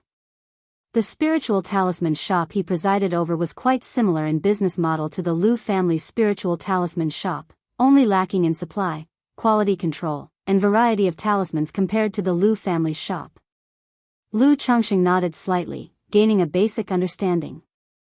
In fact, whether it's a spirit talisman shop, an elixir medicines shop, a magic artifact shop, or a formation shop, etc., as long as you have the strength, your business won't do poorly. It can certainly thrive. For the Lu family's spiritual talisman shop, in addition to the renown of Qing Zhu and the Lu family, the core competitive power lies in the 4th Elder's 3 supreme talismans and 30 superior grade talismans. As long as I keep up the prize draws, maybe I can become a full-time craftsman. By then, I can train my children in this direction or cultivate more craftsmen, ensuring not only a stable income for the family but also sparing my children from having to fight to the death outside to earn resources. Chapter 100, I, Lu Changxing, a full-time artisan. _4, after all, what I seek is stability, and having everything stable outweighs everything else. Lu Changxing thought again about his future path. 3 days later, a servant from White Jade Tower came over, indicating that the maids Lu Changxing had purchased had been delivered. Upon hearing this, Lu Changxing and the servant went to White Jade Tower. He was greeted by the same charming and seductive Feng Jionyang as always. Every time he saw Feng Jionyang, Lu Changxing couldn't help but sigh in admiration. What a stunning beauty! Master Lu, are you satisfied? Feng Jionyang led the 7 maids over and asked Lu Changxing. Lu Changxing didn't continue using the name Hanli, he revealed his real name. After all, he just impulsively borrowed a false name at the time. And he knew that the manager of White Jade Tower obviously knew his true identity. There was no point in hiding it anymore. Otherwise, it felt weird every time he was addressed as Master Han, and he would have to explain it to the maids he bought afterwards. No problem. Lu Changxing looked at the 7 utterly charming and distinct maids before him and nodded. These 7 maids were not only beautiful and well-formed. Some of them were skilled in martial arts and had practiced charming lady elemental cultivation. Otherwise, for mere ordinary maids, he wouldn't have spent 116 spirit stones to buy 9 maids. At White Jade Tower, you truly get what you pay for. After handing over the remaining spirit stones, Lu Changxing took the spiritual contracts of the 7 women, left White Jade Tower with them, and went back to his residence. Walking down the street with the 7 enticing maids following him made Lu Changxing turn many heads. Who is that young master? To be out and about with 7 charming lasses. Don't know him, he must be a young master from some family. Seems to be the new boss of the Qing Zhu Lu family spirit talisman shop. That's the life I dream of. Humph, they're just ordinary mortal women. I could have as many of such women as I want. Look at their appearance, figure, and demeanor. They're obviously not average worldly women. I just saw him come out of White Jade Tower, must have bought them there. To be rich, how nice.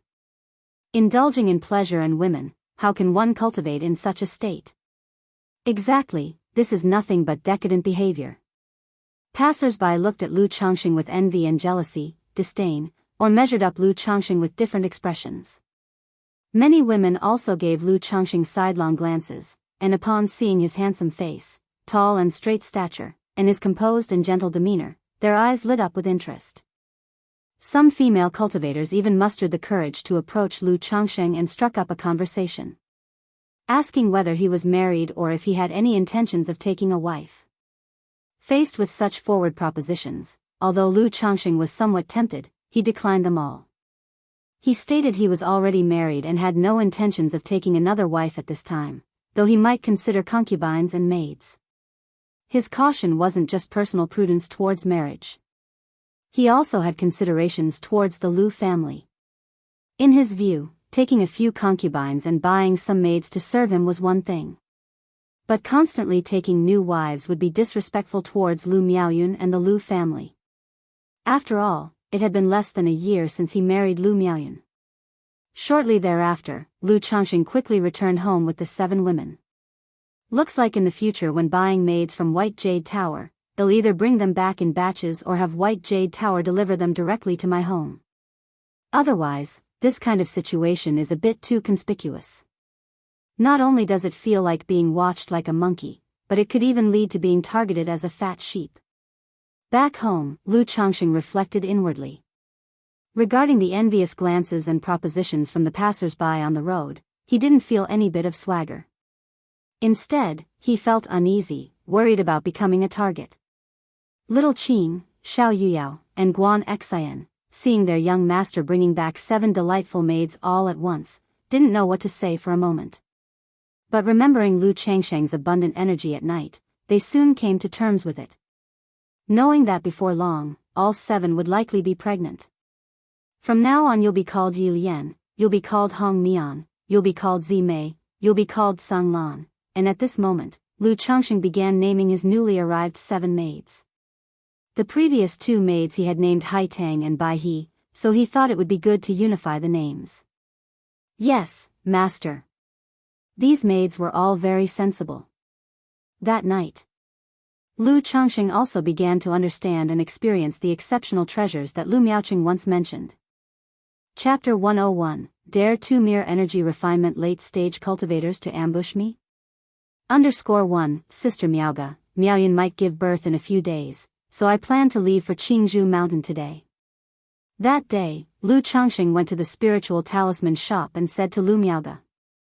He had already discussed this matter with Lu Miaoga before, planning to go back these 2 months in advance, to try to be there when Lu Miaoyun and Chu Zhenchen's child is born. Alright, be careful on your way, I'll keep an eye on the shop here. Hearing this, Lu Miaoga nodded slightly and spoke softly. After saying farewell to Lu Miaoga, Lu Changxing left 9 Dragons Marketplace alone, mounted the Iron Feather Eagle, and embarked on his journey to Qingzhou Mountain. Just as Lu Changxing was exiting the gates of 9 Dragons Marketplace, at a restaurant nearby, a lean middle-aged man revealed a trace of unusual brightness in his eyes and took out a transmission talisman from his person. High above the clouds, an Iron Feather Eagle soared. Could it be that something unexpected will happen on my way home alone? Sitting cross-legged on the Iron Feather Eagle, Lu Changxing couldn't help but worry. It was alright when he was with Lu Miaoga. It was only his first trip to 9 Dragons Market that he worried about potential mishaps. But after 2 round trips, he felt much better. Suddenly traveling alone now made him feel a bit uneasy again.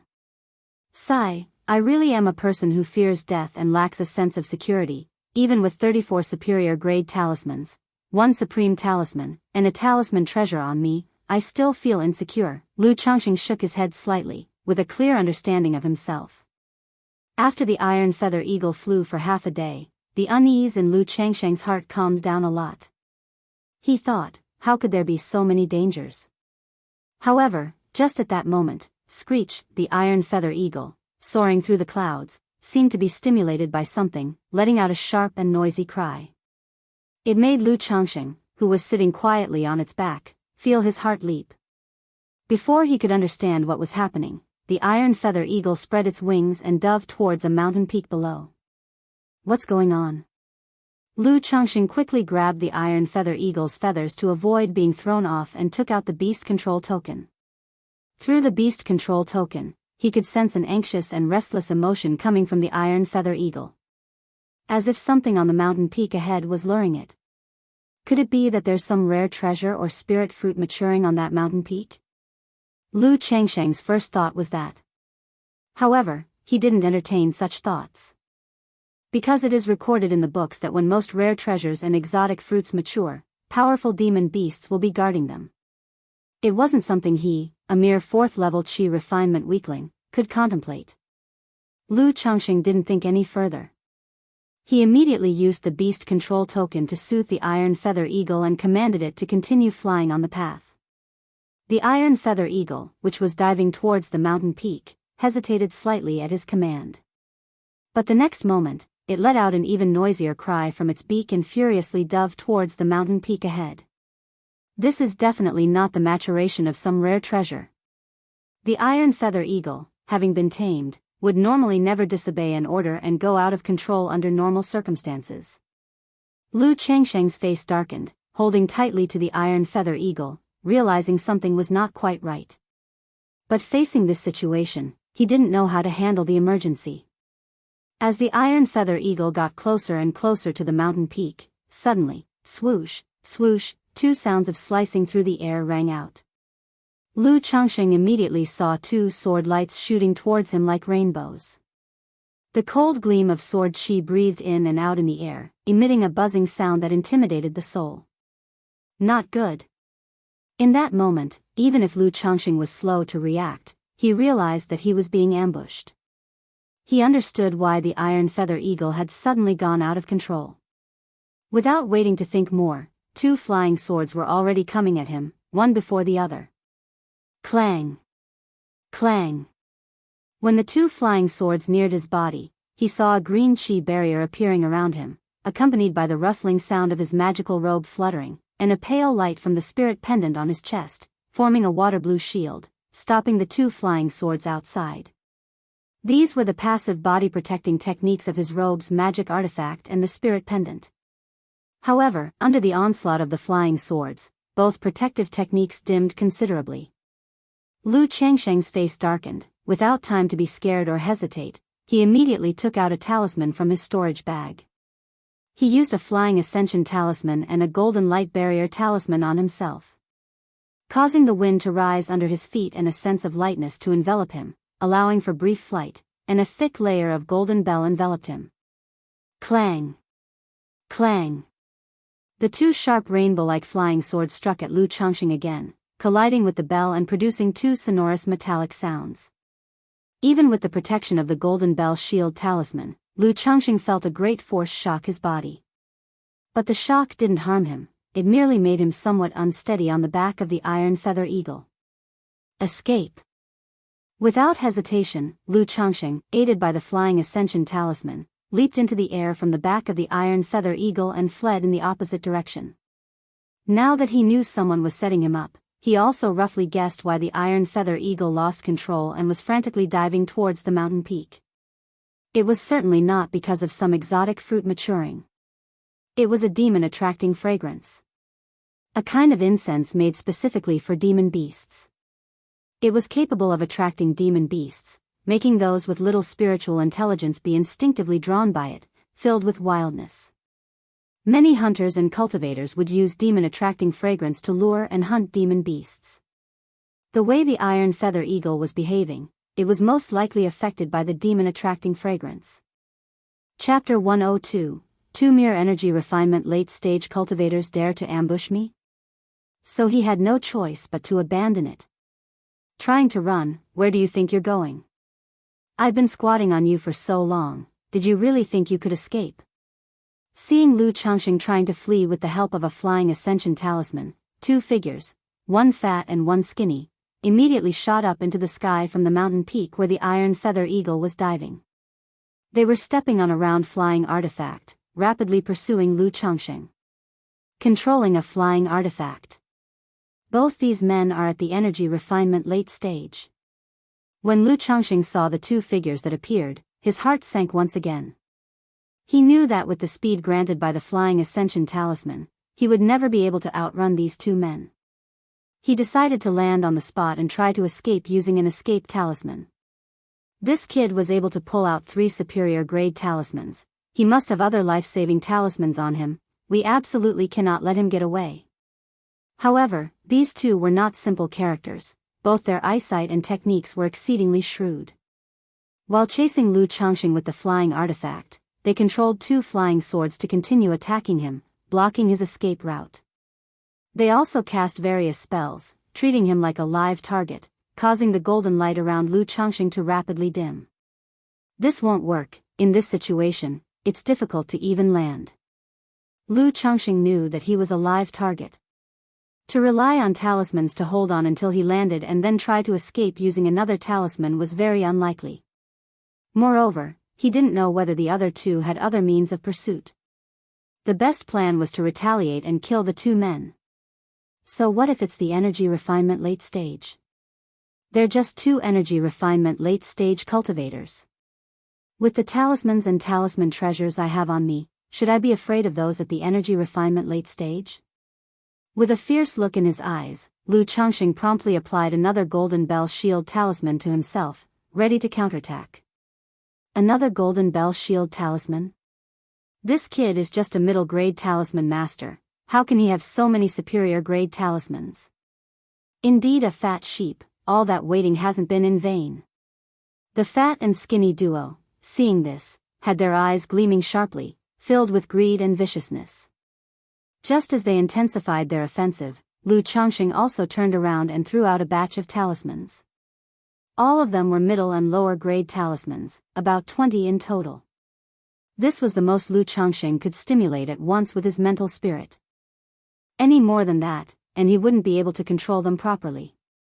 Under the control of Lu Changxing's mental spirit and spiritual power, these talismans transformed into fireballs, rolling boulders, ice spikes, wind blades, sharp arrows, cold winds.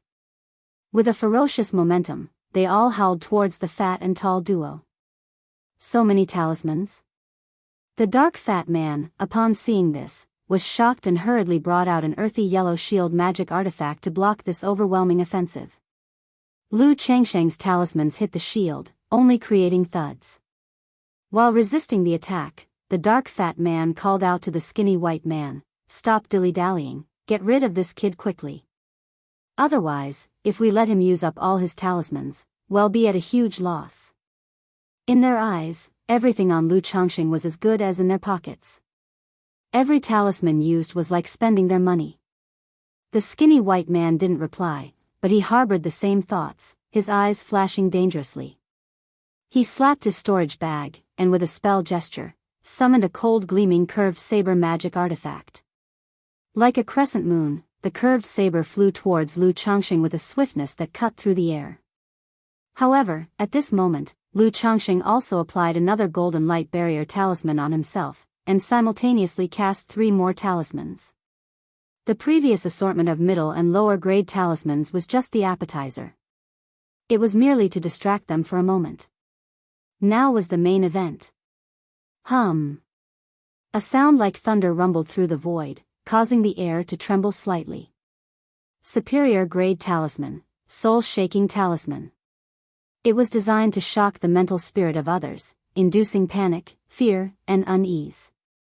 The soul-shaking talisman used by Lu Changxing caught the fat and skinny duo somewhat off guard. In that moment, their minds went blank, overwhelmed by fear, and they were momentarily dazed. However, right in that instant. Boom! Boom! 2 talismans flew out, enshrouded in purple lightning, turning into 2 violent thunderstrikes aimed at the 2 men. Superior grade talisman, thunder summoning talisman. It could summon a thunderstrike comparable to a 9th level energy refinement cultivator's strike. Even normally, the 2 men would struggle to cope with such a thunder summoning talisman.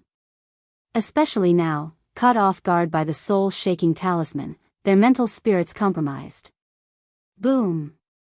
Boom!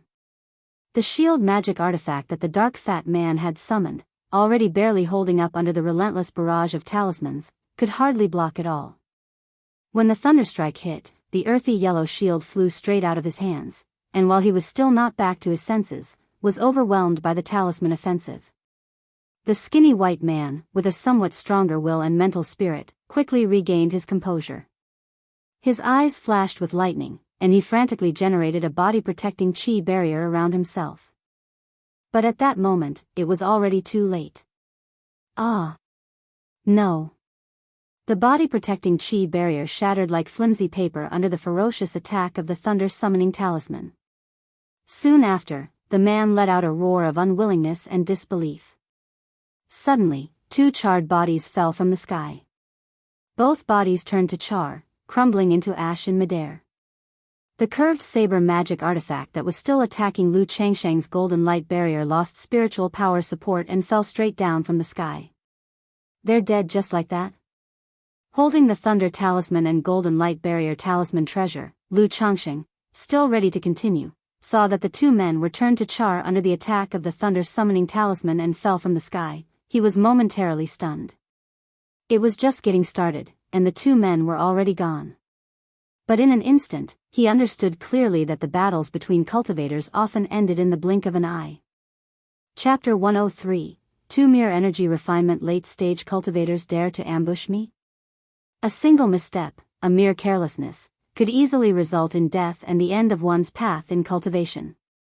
Although both of them were formidable, they were only cultivators at the energy refinement late stage. Let alone facing a first-grade, high-quality thunder-summoning talisman.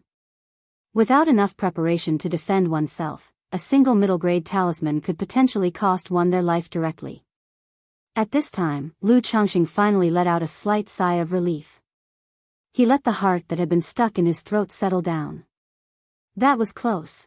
Without my magical robe and the cold jade pendant, I wouldn't have even had a chance to use a talisman when that flying sword suddenly came at me. Lu Changsheng swallowed with his dry throat, filled with lingering fear in his heart. He felt that his awareness of danger was still severely lacking. At the first sign of the iron feather eagle losing control, he should have sensed the danger, become alert, and been ready to defend himself.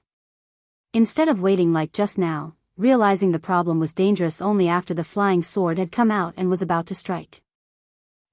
My experience in this area is seriously lacking. Lu Changsheng let out another breath, licked his lips, and silently thought. He also knew that such awareness couldn't be improved overnight, it needed to be accumulated and cultivated. He planned to prepare more body-protecting magic artifacts for himself after returning to Nine Dragons Market, ensuring he was fully armed. Otherwise, if he encountered this situation again or met robber cultivators more formidable than those two, the protective techniques of the magical robe and cold jade pendant would be insufficient. Based on the conversation between those two just now, it seems like they were specifically waiting for me here. I've always been kind to others, never offended anyone, and have no enemies. Why would anyone be lying in wait for me? The only possibility is that I was targeted in Nine Dragons Market. Lu Changsheng thought about his expenditures in the Nine Dragons Market over the past couple of months. If someone paid attention, they could see that he was quite wealthy, a juicy target. There's a saying that one shouldn't flaunt their wealth. Once you show your wealth, you're likely to be targeted. While Nine Dragons Market may be safe, it does not mean that the people within are all good. As soon as you leave Nine Dragons Market, any cultivator inside could potentially become a robber cultivator. Moreover, as a fourth-level energy refinement cultivator, in the eyes of most cultivators, I am nothing but a piece of fat meat, a child holding gold. Lu Changsheng also understood this point and didn't dwell on it, deciding to be more cautious going forward. He looked around and saw no trace of other people. Immediately, he used a flying ascension talisman to descend towards the ground to collect his spoils of war. Just now, both men turned to charred bodies and ash under the onslaught of talismans, leaving only their robes and boots wrapped around the remains. These must be magic artifacts, right? Lu Changsheng looked at the clothes and boots, his eyes lighting up. If these were ordinary clothes, they would not have survived the talisman attack just now. He stepped forward and performed a cleansing technique, cleaning away the remnants and ashes inside the robe and shoes, then picked up the robe to examine it. Under the attack of the talismans just now, the robes had suffered slight damages and were probably only of lower grade. Inside both robes, he found a storage bag. This brought a hint of joy to Lu Changsheng's face. After all, in such a perilous fight of life and death, the spoils were the only thing worth looking forward to. He did not check the contents of the 2 storage bags right away, choosing to pocket them first. He then searched around and found both men's flying artifacts, flying swords, as well as shield artifacts, and curved saber artifacts. After collecting everything, Lu Changsheng felt that this haul should be quite substantial. He took out the beast control token to sense the condition of the Iron Feather Eagle. If the Iron Feather Eagle were gone, getting back to Qingzhou Mountain would be quite troublesome for him. Even if he got back to the 9 Dragons Market, he would only be able to do so by running. Through the beast control token, he could sense a faint connection with the Iron Feather Eagle. It should still be on the peak. As I suspected, the 2 robber cultivators must have used demon beast lure to send the Iron Feather Eagle out of control, rushing to the mountaintop, he thought. An Iron Feather Eagle is worth hundreds of spirit stones. As robber cultivators out for wealth, they naturally wouldn't harm the Iron Feather Eagle, he reasoned. Otherwise, when I was riding on the Iron Feather Eagle, they would have attacked it directly instead of me, he deduced. Lu Changsheng thought for a moment and decided to go to the peak to retrieve the Iron Feather Eagle. Seeing that the effects of the Flying Ascension talisman on him were wearing off, Lu Changsheng gritted his teeth, took out another talisman, and used it on himself. Then, with caution in his heart, he hastened toward the mountaintop. Though only 2 people had come to assassinate him just now, they likely didn't have accomplices. But given what had just happened, it was best to be extra cautious. Moreover, demon beasts might also be present between these forested mountains. When Lu Changsheng arrived at the peak with great caution, he immediately saw a light brown incense stick as big as an adult's arm, burning on a giant boulder on the mountaintop. Thick white wisps of smoke were slowly floating upward, spreading into the air. Meanwhile, the Iron Feather Eagle was next to the incense, squawking violently and uneasily. It really is demon beast lure, he confirmed. It seems these 2 went to great lengths to ambush me, preparing well in advance and putting in a lot of effort, he surmised. Wait a minute, I left the 9 Dragons Market ahead of schedule to go home. How could they calculate my movements so accurately if they were lying in wait out here, he wondered. Surely, they can't be lighting a demon beast lure every day in advance, can they? He questioned. And looking at this demon beast lure, it appears to have only been burning for about 2 or 3 hours, he observed. Lu Changsheng's eyes narrowed slightly as he watched the burning demon beast lure in front of him. He sensed that something was amiss. The attackers must have another accomplice. This accomplice was likely in the 9 Dragons Market, watching him in secret. The moment he left the 9 Dragons Market, they would signal here. Otherwise, how could they be so precise? After all, the Iron Feather Eagle was already quite fast. To prepare even faster, only a transmission talisman would do. It seems I'll need to be even more careful when I return to the 9 Dragons Market, he reflected inwardly. He didn't approach the violently uneasy Iron Feather Eagle. He took out a water bullet talisman, activated it to form a water bullet, and shot it at the demon beast lure to extinguish it. With the scent extinguished, the Iron Feather Eagle calmed down quite a bit. Lu Changsheng used the beast control token to attempt to command the Iron Feather Eagle and assess its condition. But he found that the Iron Feather Eagle was still in a disturbed animalistic state, not very obedient to commands. It will probably take at least a day for the effects of the demon beast lure on the Iron Feather Eagle to wear off, he estimated. Lu Changsheng sighed, feeling somewhat helpless. He knew it would take quite some time for the incense that provoked the demon beast's instincts to fade completely. Right away, he took out a spirit-nourishing pill and threw it to the Iron Feather Eagle to help stabilize its mood by eating.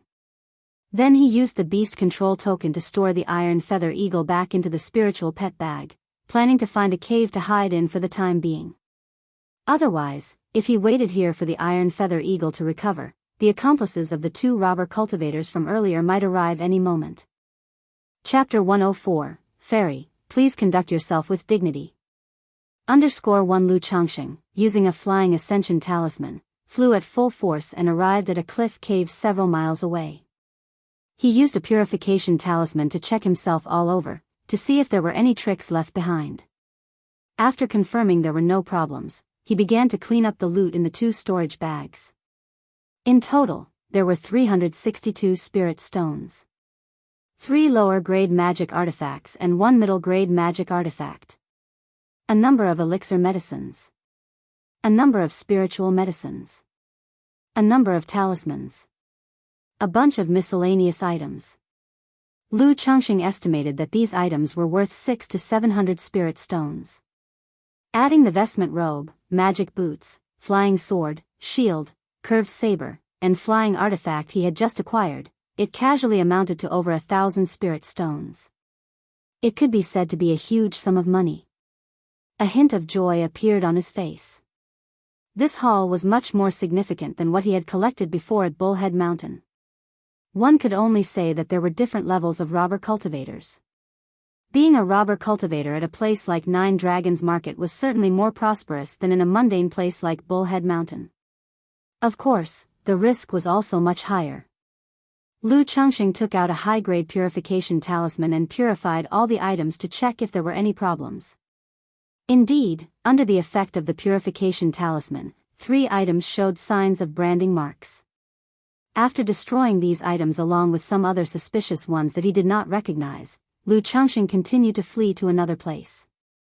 Thinking that fleeing on his own could leave traces and scents, and also consume too much spiritual power and physical strength, Lu Changxing immediately took out an escape talisman and used it.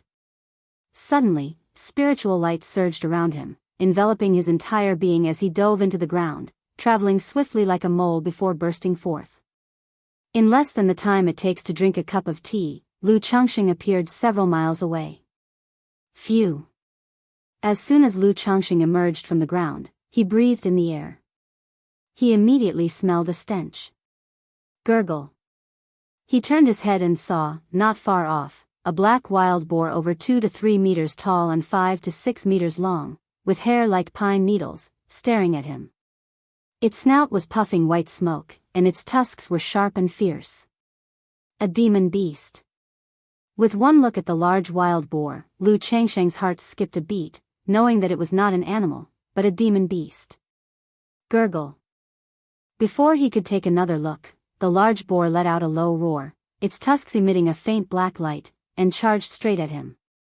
Seeing this, Lu Changxing quickly took out a mid to lower grade talisman to use.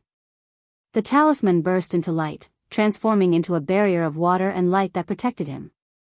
Then vines and earthen prisons appeared, trapping the boar, followed by a barrage of fireballs, wind blades, and arrows bombarding the beast. Boom, boom, boom. Awoo, awoo, awoo. Under the onslaught of 10 to 20 talismans, the boar let out a mournful howl before it could get close to Lu Changxing.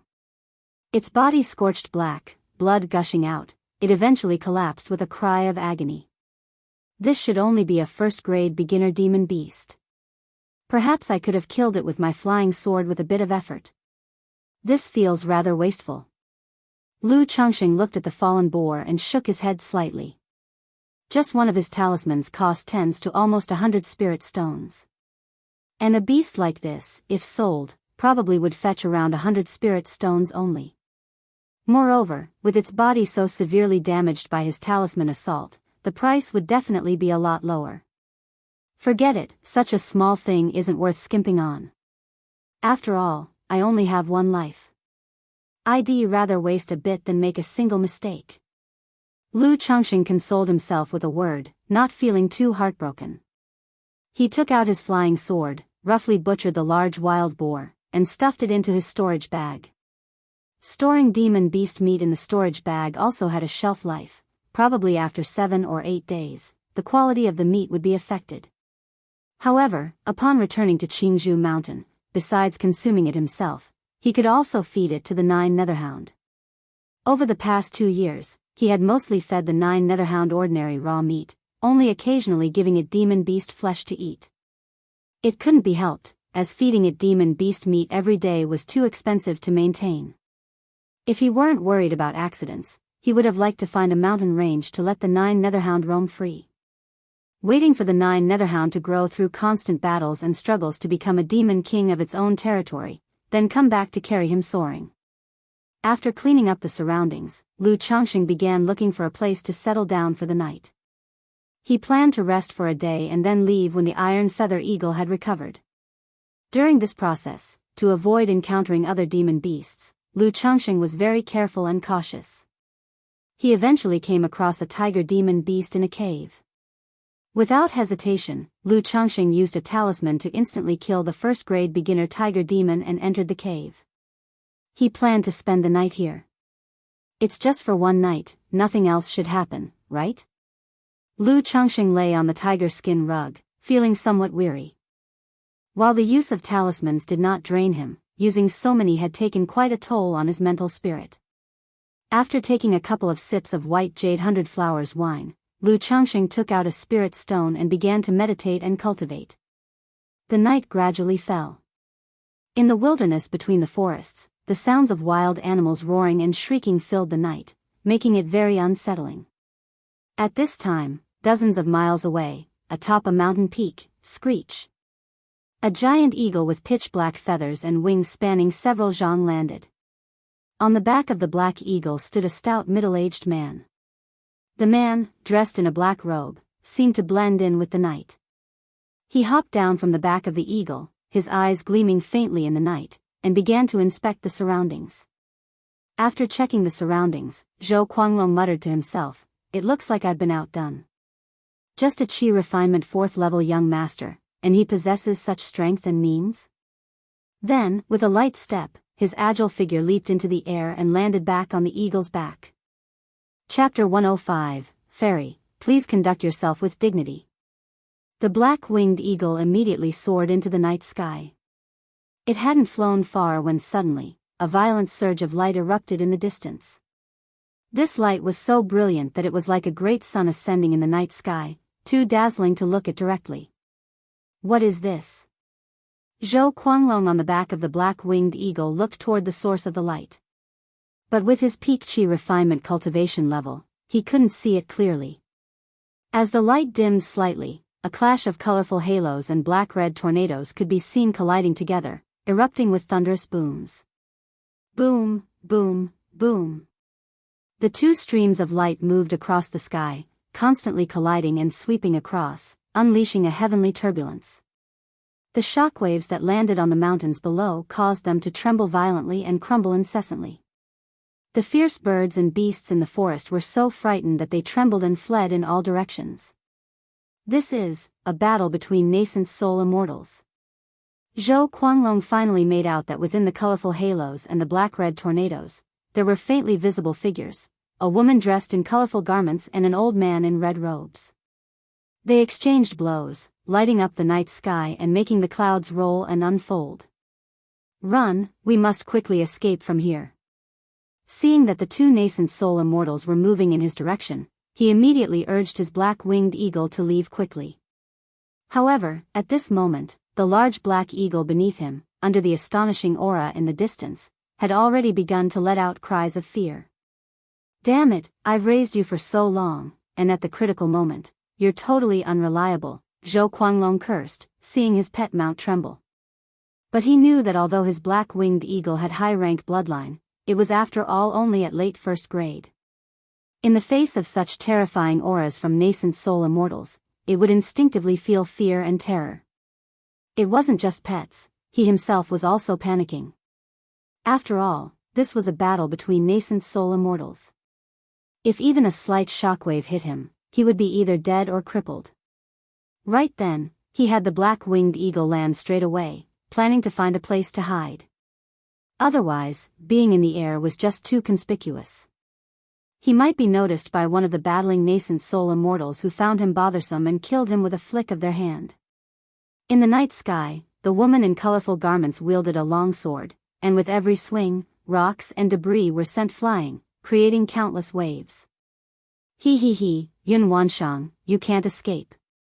You've been touched by my red phoenix karma fire, so you'd better surrender willingly. However, the old man in red robes was shrouded in black-red mist that gradually turned pink, making the sword light pass through him without effect, piercing right through him.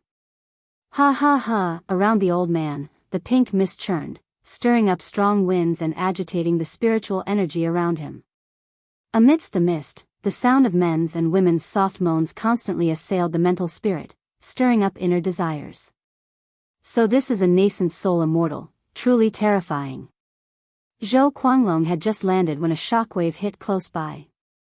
The terrifying force made his blood roil, and where the shockwave hit the ground, a crater several zhang wide appeared. He was not only at the peak of qi refinement but also practiced body refinement, yet even just a touch of a shockwave made him sense danger.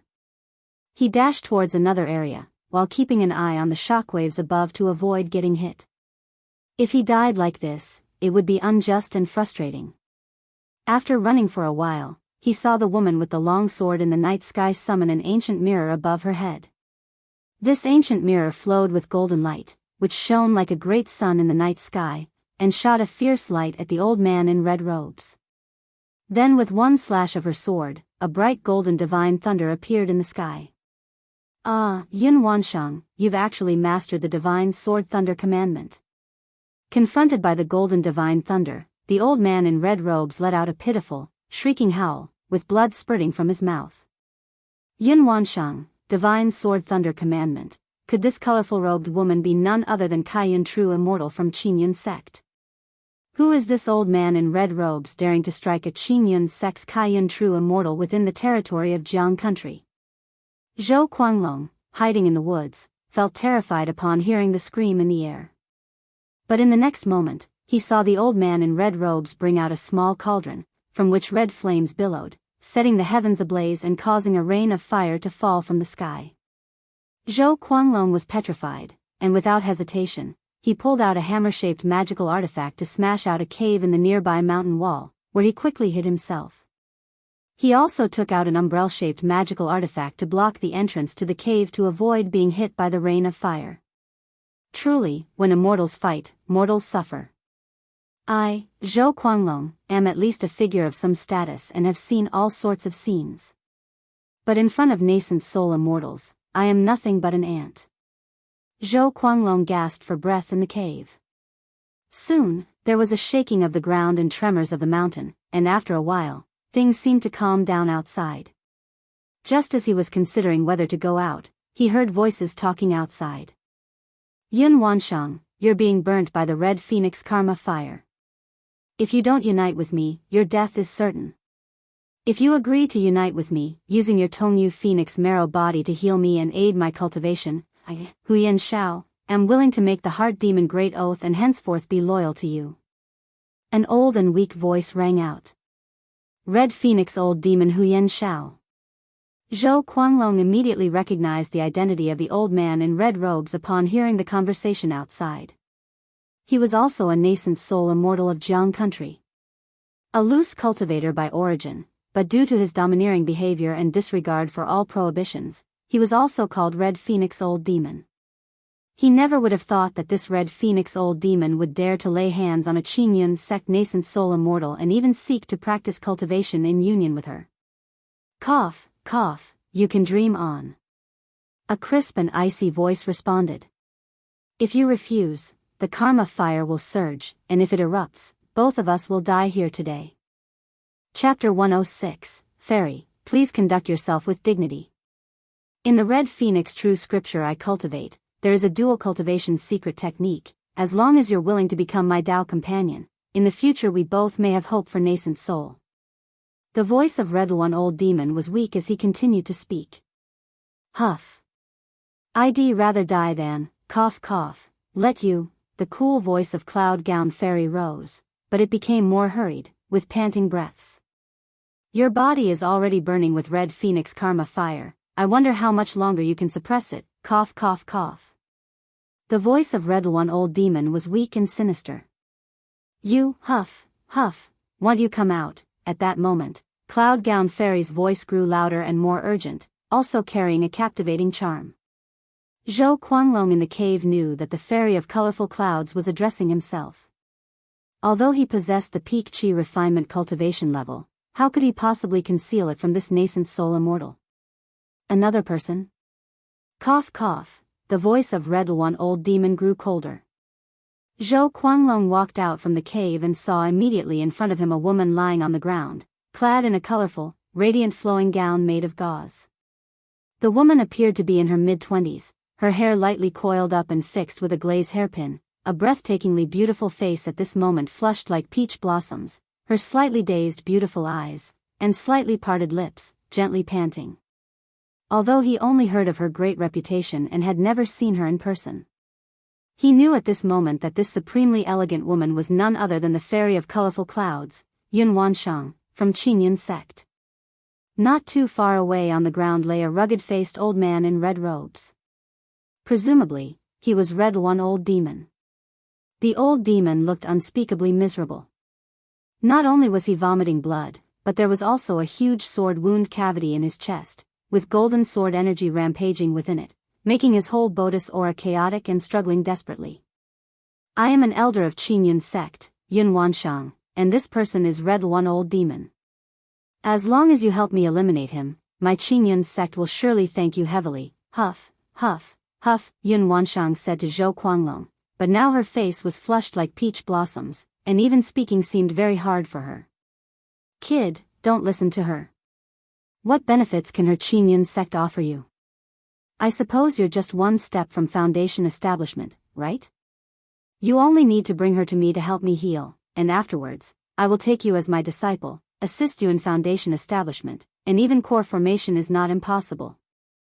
Seeing the situation, Red One Old Demon quickly spoke.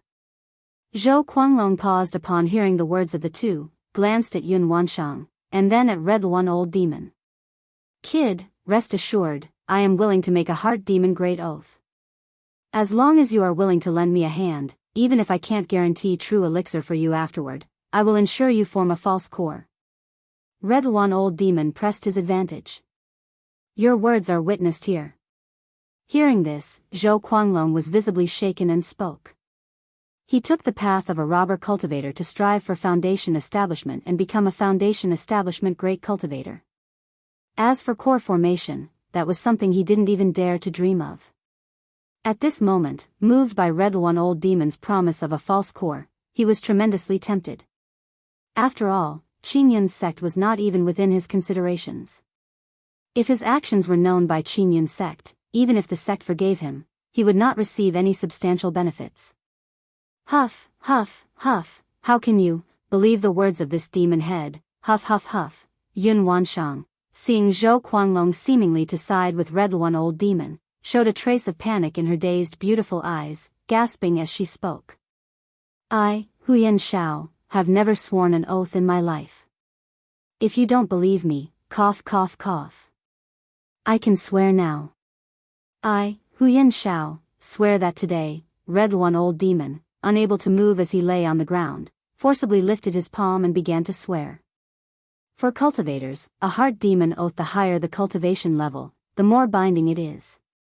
Seeing him take the oath, Zhou Guanglong immediately knelt before the old man and said, Disciple Zhou Guanglong pays respect to master. Cough cough cough, very good, good disciple. Quickly bring your master's wife over to me. She is currently entangled by my red phoenix karma fire, her desires rising like a tide. As soon as I ignite it with my mana, it will erupt instantly. Red Phoenix Demon immediately bared his teeth and spoke. Yes, master. Zhou Guanglong nodded slightly and walked towards Yun Wanshang. Seeing Zhou Guanglong approaching, a flash of resolution appeared in Yun Wanshang's eyes. Her cultivation method and physique were special. If given time to recuperate, she could suppress the red phoenix karma fire. But unexpectedly, a cultivator nearby chose to assist the red phoenix demon. She could only sigh in resignation to fate and time. Immediately, she slapped her storage bag with mana meant to suppress the karma fire, and suddenly, a fist-sized purple bead appeared from the storage bag. Hoo hoo hoo.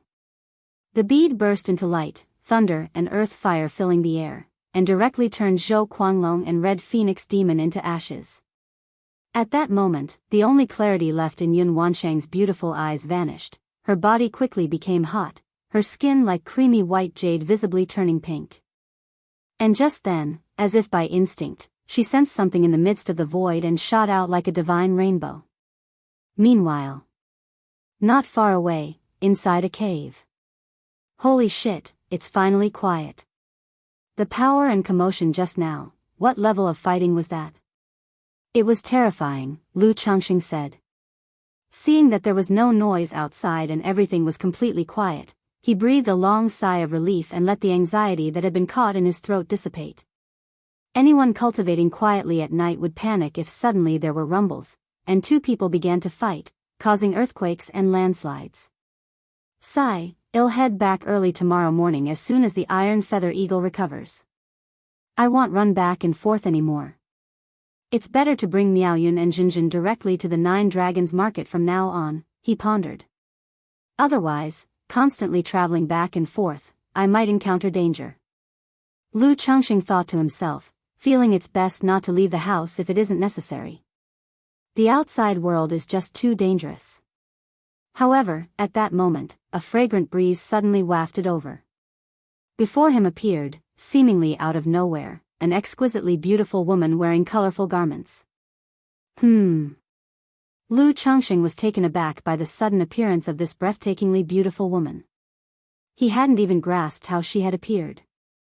This woman was none other than Yun Wanshang. Her face was flushed, her alluring eyes as soft as autumn water, filled with lust as she looked directly at Lu Changxing and pounced on him. Lu Changxing was immediately pinned down by the woman and could not move. He struggled several times, but to no avail. He could clearly feel the heat of the woman's body before him. It felt like a raging fire was burning. He knew that her condition meant either she had been poisoned or was experiencing cultivation deviation. Fairy, please comport yourself, Lu Changxing called out a few times, but the woman, out of her senses, didn't respond to his calls. Instead, she pinned him underneath her, and her moist lips came closer to kiss him. Who could withstand such a situation? Looking at the heavenly beauty before him, feeling her mature and soft body pressed against him, the intoxicating fragrance of her breath, Lu Changxing let out a soft sigh. If this situation was inescapable, then there was no point in resisting. He might as well choose to enjoy it. Lu Changxing lay back sprawled and relaxed. Afterward, the cave resounded with intense activity that lasted for a moment before a magical robe was thrown at the entrance of the cave. After a while, several more pieces of clothing were tossed out, including the intimate garments of the woman. Chapter 107, You Feel Wronged, But I Feel Wronged Too. _1 in the cave. Lu Changxing sat naked, hugging his knees, pitifully and helplessly crouching in the corner of the wall. He resembled a ravished fine lady or gentleman, looking aggrievedly at the stunning beauty in front of him. The beauty was draped in a multicolored gown that seemed made of rosy clouds, her eyes like autumn pools, her brows like distant mountains, her nose was high and proud, her lips red and moist as if dripping with color, her black hair slightly unkempt, loosely draped over her shoulders. Beneath the hem of her gown, a pair of snow-white delicate feet were bare, as if carved from jade and sculpted from snow, utter perfection, glimmering with a faint crystal sheen. The curve of her ankle was graceful, slender yet full, and the arch of her foot was curved like the moon, drawing an exquisitely beautiful arc. Her 5 toes were symmetrically neat, like white jade grapes, uncolored yet showing a rosy translucence, moist and tempting, inciting an urge in one to gently touch and play with them. In these 3 days, every part of this exquisite Bowtai's body, every inch of her skin, had been appreciated and touched by Lu Changxing. But at this moment, her voluptuous and tender enticing jade body took on a different aura when clothed in this garment. It was entirely different from the demeanor, posture, and expressions Lu Changxing had seen in these 3 days. It was as if she had become a different person. Although her chi seemed somewhat disordered, she looked extraordinarily noble. Like the lofty 9 heavens mysterious lady, untouched by worldly dust. One glance at her would make one feel ashamed, invoking a sense of unworthiness and a fear to blaspheme. She appeared to be right before one's eyes, yet she felt incredibly distant, making it hard to discern her face, hard to reach out to. Like a celestial maiden in the clouds, ready to ride the wind away at any moment. Yun Wanshang also looked indifferently at Lu Changxing before her. Within the depths of her eyes, which flowed like the Milky Way, there was a great complexity. She had always been proud and focused on her cultivation. Since embarking on the path of cultivation, over the past 100 years, she had encountered countless young heroes and genius demons. Yet not one of them had ever stirred her heart. But today, she, Yun Wanshang, Kaiyun true immortal of the Qingyun sect, a nascent soul immortal, had lost her chastity in such a wretched place, in this dilapidated cave. And the one to take it was a mere qi refinement stage junior cultivator. Such an energy-refining cultivator, under normal circumstances, she might not even spare an additional glance. Yet, in this instance, he had directly taken her innocence and broken her Tongyu phoenix marrow body. Even with her centuries-old temperament, Yun Wanshang couldn't remain calm at this moment. A surge of humiliation and killing intent arose within her heart. Especially seeing his pitiful and helpless, aggrieved expression, which greatly irritated her. She longed to slay the young man before her to vent the hatred in her heart. How could it be? Could it be that this matter has wronged you? You feel wronged, but I am the one who feels even more so. Not only did I lose my innocence, but the spirit-nurturing energy of the Tongyu phoenix marrow body was also taken by you, aiding in your marrow cleansing, and significantly advancing your cultivation level. And you still feel pitiful and aggrieved? Yun Wanshang grew more aggrieved the more she thought about it, wishing she could kill Lu Changxing to appease the resentment in her heart. But a part of her heart was somewhat reluctant. After all, he was the man who had taken her virginity. It left her with a strange feeling in her heart. Moreover, she also understood that this matter couldn't be entirely blamed on him. She even had to thank Lu Changxing for saving her life. When she used the Thunder Fire Pearl to kill the man in the black robe and the Red Phoenix Fiend, she was determined to face death. She was prepared to die from the burning of the Red Phoenix Karma Fire. If not for the young man before her, who, through their 3 days of union, extinguished the Karma Fire, she might already be extinguished under the Red Phoenix Karma Fire. Moreover, after the fire began to recede, she also regained a trace of clarity in her consciousness. She knew that the process was largely under her control. The junior cultivator at the qi refinement stage couldn't resist during that time. He was at the mercy of her actions. Consider what happened between us just a dream. You'd best keep this matter to yourself forever, not a word to another soul, or I'll have to kill you. Yun Wanshang said with trembling lashes, her face expressionless. I understand, Lu Changxing replied, a sigh of relief in his heart. Although the woman before him was unimaginably beautiful and had been intimately involved with him for 3 whole days, he was well aware that in the cultivation world, there was no such thing as a fait accompli. To think that because he had taken her virginity, she would marry him was a fantasy. His pitiful and helpless demeanor was a ploy, dreading that she might want to kill him out of shame and indignation for losing her virginity to him, slapping him dead with a single blow. After all, Lu Changxing was acutely aware of the woman's formidable nature, her cultivation level deep and unfathomable. Otherwise, his cultivation level would not have soared during their 3 days of bliss. In her presence, he was no different from an ant. If she wished to kill him, he would have no power to resist. After speaking, as if to further reassure the woman, Lu Changxing earnestly continued, I will treat this matter as if it never happened, and will never mention it to anyone. If it leaks out, feel free to kill me. Yun Wanshang, on hearing Lu Changxing agree without hesitation to act as if nothing had happened, not only felt no joy but a hint of displeasure. But with a faint chill in her voice, she said, as long as you know. With those words, the man and woman remained in silent deadlock, bringing quiet to the cave. Yun Wanshang felt somewhat awkward. Although she was a core formation stage true immortal, having grown up in the immortal sects dedicated to cultivation since she was young, she knew even less about matters of men and women, about emotions, than an ordinary young girl. Chapter 108, You Feel Wronged, But I Feel Wronged Too. When such an incident occurred, Lu Changsheng's instincts forbade him from divulging it. But deep inside, he was very agitated, unsure how to face it, unwilling to just let it go. Because during their intimate encounter, Lu Changxing did more than just take her virginity. She possessed a very rare constitution, the Tongyu Phoenix marrow body. In the early stages, this constitution doesn't offer any benefits for cultivation. But after a breakthrough into the core formation stage, it becomes effective.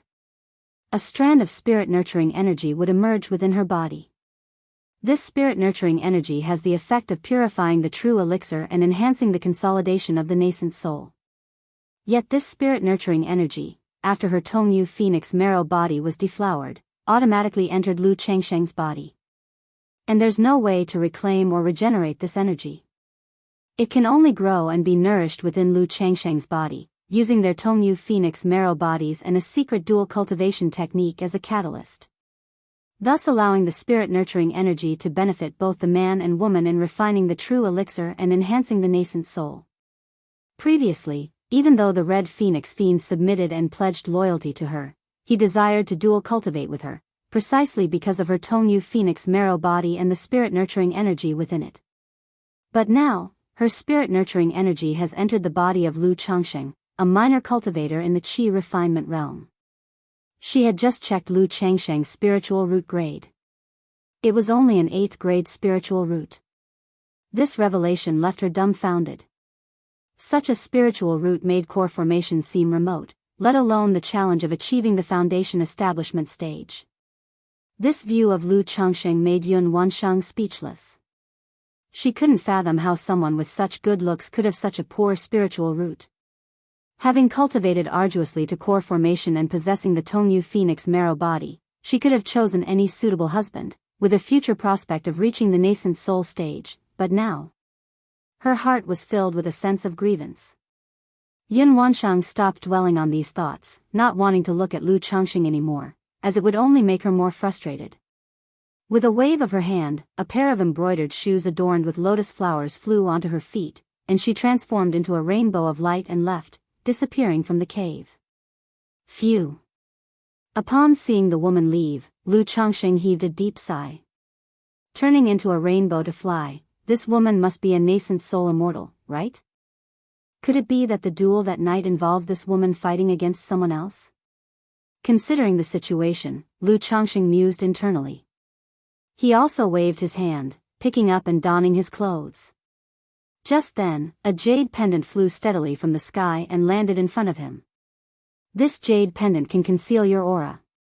If you ever face a life-threatening crisis in the future, you may activate this pendant.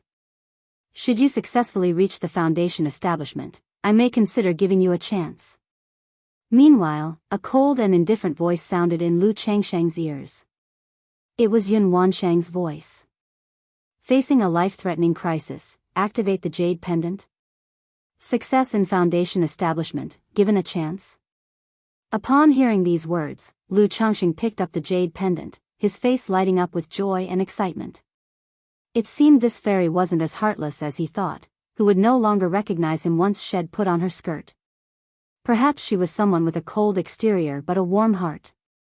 Lu Changsheng still had confidence in reaching foundation establishment. After all, he had the system on his side. As long as the child proved to be promising and diligent, what fairy or witch couldn't he, a father, marry? There and then, Lu Changsheng bowed towards the sky. Thank you, fairy. I, Lu Changsheng, will surely strive to cultivate to the foundation establishment stage. However, there was no response from the heavens. Lu Changsheng stood for a while, and when he received no reply and sensed the other party had truly left, he began to examine the jade pendant in his hand. The palm-sized pendant was painted with clouds and mists, and 9-colored radiance flowed within it. Lu Changsheng couldn't discern the quality of the jade pendant. But he felt that a gift from a nascent soul immortal must be a top-grade magic artifact or a spiritual artifact. Who would have thought that I, Lu Changsheng, would end up living off a woman? Lu Changsheng thought to himself internally. Now, he seemed to have a nascent soul immortal as support. If he encountered any peril in the future, he could call upon a nascent soul immortal for help. However, he felt that if he really activated the pendant for help, it would probably be the end of his association with this colorfully robed woman. Only after his successful foundation establishment could he activate the pendant to seek her out and then have further interactions with her. Which was reasonable. The other party was a nascent soul immortal. And he was just a weakling in the chi refinement realm. Her willingness to give him a chance after he reached foundation establishment was already very generous. But if I want to officially marry her and have children, I'm afraid I'll at least have to reach the core formation stage, right? And I wonder if our 3 nights of effort could have resulted in a pregnancy? If so, any child born would surely be extraordinary, right? Lu Changxing secretly contemplated, and then shook his head. He was getting ahead of himself, thinking about her bearing children for him when there was not even the slightest sign this would happen. Moreover, for cultivators who did not wish to conceive, no matter what the effort, it would be in vain. Then, Lu Changxing turned his attention to the peach blossom gu in his spiritual sea and said, "You little thing have really outdone yourself, being so inconspicuous and unnoticed, yet causing such a big commotion when you do appear, huh?" The peach blossom gu feeds on the luck of romantic encounters. The more prosperous the romantic luck around the host, the faster the peach blossom gu grows. During these 3 days, not only did Lu Changxing himself gain an increase in his cultivation level, the peach blossom gu also rapidly grew, nearing the threshold of transformation. Even Lu Changxing, as naive as he was, knew that his recent streak of romantic luck couldn't be unrelated to the peach blossom gu. But this thing seems like a double-edged sword. After all, romantic luck, if not handled properly, can easily turn into a romantic calamity. Chapter 109, You Feel Wronged, I Feel Even More Wronged. Lu Changxing exhaled a long breath before checking the state of his cultivation level. To see the fruits of his efforts over the past 3 days. During the dual cultivation of joy in these 3 days, he could distinctly feel a light and ethereal spiritual energy moving within him. It caused his cultivation level to rise rapidly and filled his body with inexhaustible strength. Otherwise, after 3 days and nights without rest, Lu Changxing felt he really couldn't have withstood it. Lu Changxing saw that in his chi ocean core, where once there had been a trickle of spiritual energy, there was now a small stream. With a slight circulation of spiritual power, he immediately felt an inner surge like a flowing stream, far more vigorous than before. This was the manifestation of the 6th level energy refinement. And he had reached the peak of the 6th level. As long as he broke through the bottleneck from the middle stage to the later stage, he could advance from the 6th level to the 7th level energy refinement. At the peak of the 6th level energy refinement, in just 3 days' time, I've broken through from the 4th level to the peak of the 6th level. This speed is simply, relying on my own slow cultivation. It would take at least a decade to go from the 4th level to the peak of the 6th level, right? Moreover, the enhanced spiritual power doesn't have the slightest bit of hollowness. In fact, it is even more robust than before. Lu Changxing looked at the spiritual energy in his chi ocean core, filled with excitement. Immediately, his eyes brightened with joy and excitement. Not only have I made a breakthrough to the 6th level, but my 100 refinements treasure body art has also succeeded. The first layer has been cultivated. Lu Changxing's eyes sparkled with determination and spirit as he suddenly clenched his fist and struck fiercely towards the cave wall. Bang! That punch, like a heavy hammer, smashed into the wall, leaving behind a large crater with a network of dense cracks spreading and a shower of rocks falling from above. This punch, it's got to be worth 20 years of strength. Lu Changxing looked at the effect of his punch, his face full of delight. Then, as if thinking of something, he pulled out a flying sword from his storage bag. It was an inferior flying sword obtained from a robber cultivator. He then gently drew the flying sword across the skin of his finger. A faint resistance transmitted, leaving a white mark on his finger. If I apply force, it can still cut through. But this defensive power is decent. To truly become immune to a magic artifact with flesh alone, it's probably necessary to cultivate the 100 refinements treasure body technique to the 4th layer, right? Lu Changxing did not continue to experiment, feeling very satisfied with his current situation, extremely so. He felt better than ever before, as if he could entertain 10 women through the night. At this moment, Lu Changxing faintly sensed traces of a weak energy still roaming inside his body. He closed his eyes and quietly felt it. This energy, could it be the light and ethereal energy that entered my body during the dual cultivation? Could it still be in my body? Not only did this energy allow my cultivation level to break directly through to the 6th level energy refinement, but it also had an effect of marrow cleansing and nurturing the flesh. What exactly is this? Is it the effect of a cultivation technique, or could it be that she possesses some kind of spiritual body that's beneficial to dual cultivation? Lu Changxing sensed this energy, which he couldn't control, and speculated in his mind. He immediately dismissed it as a cultivation technique. After all, that kind of cultivation technique was usually for cauldron-based cultivation. And how could someone capable of reaching nascent soul immortal be cultivating such techniques? That left only the spiritual body. Lu Changxing, who read so much in his free time, knew that in the cultivation world, some cultivators not only possessed a spiritual root but also had some inherent spiritual body talents. Like the Gingjin body constitution. Cultivating the metal attribute cultivation technique not only allowed for a faster cultivation speed by several folds, but also the power exerted by the metal attribute cultivation techniques was also higher than that of ordinary cultivators. There was also something like a pure yang physique. If one cultivated the yang energy cultivation technique without breaking their body, they would make rapid progress, but once they did, not only would the effect be lost, they might also lose cultivation levels. There were also some other physiques beneficial to dual cultivation, like the charming female physique, primordial yin physique, and plain lady physique. Lu Changxing guessed that this woman in the colorful skirt might possess some kind of physique like that, which was why he could obtain so many benefits. Being able to cultivate to the nascent soul immortal, possessing a spiritual body, it does make sense. Lu Changxing murmured. Spiritual bodies were even rarer than spiritual roots.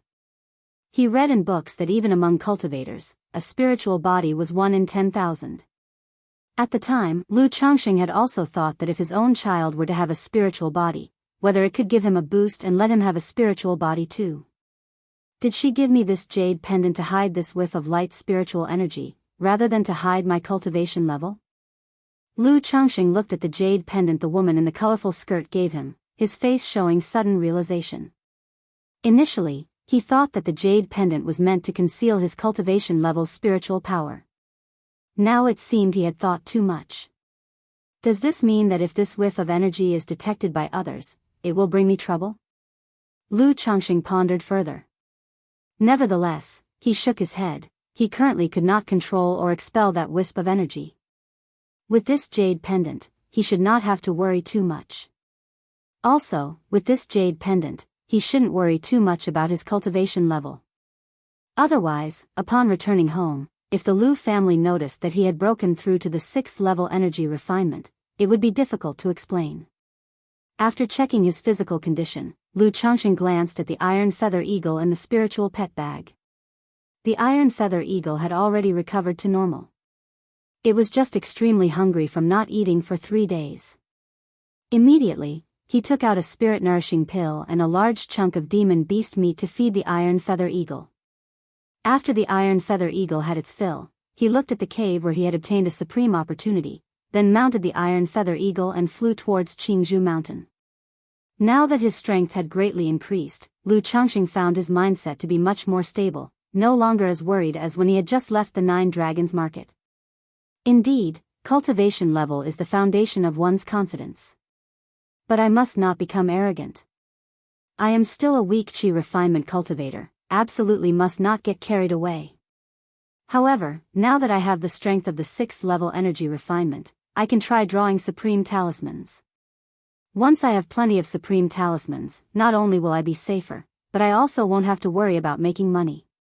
Lu Changxing, riding on the iron feather eagle, gazed at the scenery in front of him, feeling that the days ahead were getting more promising by the moment.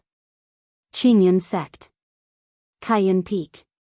Yun Wanshang soaked in the spiritual pool for a long time before she slowly got up, looking at her body that seemed to be crafted by the heavens as she bit her lip gently. She soaked for quite a while longer before raising her hand to clothe herself, regaining the appearance of a dignified, noble, and high-status fairy. My trip outside to acquire the purple spirit liquid, encountering an ambush by Red Luan old demon on the way back, was it a coincidence? Or was there someone scheming behind it? Yun Wanshang's beautiful face was calm, and a touch of coldness surfaced in her eyes. Then, with a slight movement of her lips, she sent a sound transmission to a female disciple in a courtyard on the mountain peak. Shiyu, come to the Great Hall to see me. Chapter 110, Fairies Cultivation. _1 Tall pines and verdant cypresses, on the thousand-zhang peaks where waterfalls descended and streams flowed, palace after palace was erected. In the magnificent palace at the peak, emptiness reigned, save for a colorfully dressed woman standing gracefully and poised. Master, at that moment, a beautiful woman with a graceful figure and white clothes billowing like sails entered the great hall. Looking at the woman in colorful clothes inside the hall, her beautiful and spirited eyes brightened as she gave a ceremonious bow, her voice sweet and gentle. Shiyu, you have arrived. Yun Wanshang turned around upon seeing her disciple, revealing a smile on her stunning face. She said to Xiao Shiyu in a voice tinged with authority, Shiyu, I have gathered all the medicinal ingredients needed for the red dust elixir, but I must ask you once more, have you really made up your mind? With your 4th grade spiritual root and the innate moonlight spirit body, even if you do not cultivate the supreme forgetful love technique, you would still aspire to core formation. Yun Wanshang spoke thus. Her recent expedition to collect purple spirit liquid was for the sake of her disciples' cultivation, to refine an elixir medicine. Upon hearing these words, Xiao Shiyu lightly pressed her lips together, and a serious expression appeared on her enchanting face. Then, with resolute eyes, she looked at Yun Wanshang and saluted with hands cupped, Master, Shiyu has decided, and I will have no regrets. Alas, looking at Xiao Shiyu with her determined expression, Yun Wanshang sighed softly in her heart. She was uncertain whether mentioning the supreme forgetful love technique to her disciple back then was right or wrong. The supreme forgetful love technique was a cultivation method she had acquired in a secret realm. Despite its power, it also had obvious side effects. After cultivating it, one would gradually become indifferent, unmoved by emotions or disturbed by feelings. Ordinarily, Xiao Shiyu was lively and clever, much to her liking, but if she were to cultivate the supreme forgetful love technique, she feared Shiyu's demeanor would be completely altered. Nevertheless, Yun Wanshang did not offer any further persuasion. She gave a slight nod and said, Good, since you have decided, I will ask Elder Yun to refine the red dust elixir for you. She also understood that even with Xiao Shiyu's talent and gifts, core formation was only a hope. But if she could master the supreme forgetful love technique, it would no longer be just a hope. As long as she did not die prematurely, she would certainly achieve core formation. There might even be hope for further advancements. That was the reason why she had given Xiao Shiyu the choice of the supreme forgetful love technique in the first place. The azure sky, clear for thousands of miles. An iron feather eagle with jet black feathers glided through the air. We were delayed for 3 or 4 days on the journey. I wonder if I can still make it in time. Lu Changxing sat cross-legged on the iron feather eagle, his heart full of concern for Lu Miaoyun, who was about to give birth. By his original calculations, he would arrive home early enough to be there for the birth of Lu Miaoyun's child. However, the ambush on the way and the 3 days and nights in the cave had delayed him. He was uncertain whether Lu Miaoyun had already given birth. At that moment, suddenly, a mysterious and profound throbbing arose within Lu Changxing. He recognized this throbbing very well. It was the stirring of the spiritual root. Lu Changxing abruptly looked into the distance towards Qingzhou Mountain, his face alight with joy and excitement. At this moment, he seemed to hear the cry of a baby from afar. My child has been born. This profound throbbing gave Lu Changxing a feeling as if there was a blood connection. He knew Lu Miaoyun had given birth, and his own child had entered the world. And this child did not disappoint his expectations or hopes. He possessed a spiritual root. This sensation of the spiritual root's enhancement seems to be stronger than the previous 2 times. Lu Changxing reflected on the fleeting moment of the spiritual root's stirring. Having already 3 children with spiritual roots, bolstered by 3 increments, he could sense the subtle differences brought by the enhancement of the spiritual root. For his previous 3 children, their spiritual roots, he was rather certain, 1 with a 9th grade spiritual root, and 2 with 8th grade spiritual roots. This child now had a high likelihood of having a 7th grade spiritual root. Just like Lu Miao's spiritual root. Ha! In that moment, Lu Changxing exhaled deeply, his gaze fixed in the direction of Qingzhou Mountain, his heart yearning to return home. After a good part of the day, an iron feather eagle descended outside Qingzhou Mountain. Lu Changxing stored the iron feather eagle back into his spiritual pet bag, took out his identity token, and after entering the valley, he transformed into a shadow, racing toward his home. Husband. Husband. Daddy, Daddy. Daddy's back.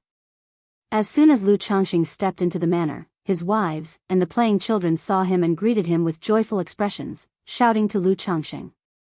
Husband, Sister Miaoyun has already given birth today, it's a boy, one of the wives approached and informed Lu Changxing. Good, I'll go see Miaoyun, Lu Changxing nodded and made his way to a certain courtyard. He saw Lu Miaoyun in the courtyard holding a swaddled baby, her face beaming with maternal radiance. Chu Zhenjin and several wives were at her side, watching over the child and chatting with her. Husband. The women showed delight at Lu Changxing's return. Lu Changxing nodded slightly, then said to Lu Miaoyun, Miaoyun, I apologize for coming back late due to some mishaps on the way. He had promised Lu Miaoyun that he would arrive before the birth of their child. Although he initially planned to make it in time, due to unforeseen occurrences, he was delayed by half a day. There was also some guilt in his heart. It's all right, husband, Lu Miaoyun, having just given birth, was still somewhat weak and her complexion was a bit pale. She bore no blame for Lu Changxing, and instead looked at him with concern, inquiring, Husband, what mishap did you encounter on the road, was there any danger? I just ran into a few minor robber cultivators, but with the protection talismans from grandmother, there was no real danger. Chapter 111, Fairies' Cultivation. Lu Changxing smiled and said, Robber cultivators. Lu Miaoyun and the other women were shocked upon hearing this, showing a terrified expression. They naturally knew that the cultivation world was extremely dangerous.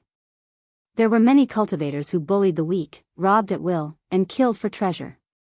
These kinds of cultivators were known as robber cultivators. Those who became robber cultivators also possessed certain strengths and methods. They hadn't expected that on the way home, their husband had actually encountered a robber cultivator. They also knew that their husband's cultivation level wasn't high. He had only recently broken through to the 4th level of Qi refinement and had not experienced much life and death fighting. Husband, it's too dangerous for you to travel back and forth each month like this, with Sister Miaoga around, it's alright, but if you're alone in the future, you might encounter danger, why don't you talk to Grandma and stop coming back every month? Or wait until second grandpa comes home and travel back with him. Lu Miaoyun said, her face showing a touch of worry. Upon hearing this, Lu Changxing felt warmth in his heart. He had similarly considered this matter himself. He thought of bringing Lu Miaoyun and the other women like Chu Zhenjin to the 9 Dragons market as well. Otherwise, traveling back and forth each month could still lead to danger. Although he now had the cultivation of the 6th level of Qi refinement and could draw some supreme talismans to protect himself, not fearing ordinary robber cultivators, what if he met a Foundation establishment great cultivator? And if he encountered an accident like this time again? What if his stroke of luck turned into a disaster? So, for safety's sake, Lu Changxing decided it was best not to travel back and forth as much. Instead, he planned to live quietly and securely in the 9 Dragons market. Let's talk about this matter later, let me see our child first, Lu Changxing smiled, planning to discuss the matter with the 4th elder later. He then looked toward the child in Lu Miaoyun's arms. Since both he and Lu Miaoyun were cultivators, this child also looked noticeably more adorable and attractive. With shining black eyes and smooth, fair skin, not reddened and wrinkled. Holding the child in his arms, Lu Changxing couldn't help but smile. He could clearly feel that he would be even more fond of this child. Indeed, how could one be completely impartial and fair? After all, there will always be favoritism and preference, Lu Changxing mused internally. He had long known that with many children, it was impossible for him to treat them all equally. With children like Lu Pingan, Lu Wuyo, Lu Wuyu, and Lu Shila, it was still manageable. But as the number of children increased, besides a few who usually pleased him, he would noticeably favor the children with a spiritual root. "Husband, why don't you name this child?" At this moment, Lu Miaoyun, looking at the delighted Lu Changxing holding the child, said softly. "A name?" Lu Changxing pondered for a moment upon hearing this and smiled. "Let's call him Lu Yun. The name suggests ambition and a broad and profound future, and it shares a similar sound with your name, Miaoyun." Now with many children, naming had also become more difficult. So, Lu Changxing became somewhat more casual about naming his children. Lu Yun. Lu Miaoyun, hearing this name, immediately had a glint of admiration in her eyes, looking at Lu Changxing with tenderness and affection. Then she smiled toward the child in the swaddle. "From now on, your name will be Lu Yun, Yuner." "From now on, not only will the husband have a big Yuner, but also a little Yuner," said another wife jokingly. "What little Yuner, big Yuner?" "In my heart, there's only one Yuner," Lu Changxing immediately said, embracing Lu Miaoyun who was beside him. Hearing this, Lu Miaoyun instantly blushed, leaning sweetly and contentedly into Lu Changxing's embrace, drawing giggles and envy from the other wives nearby.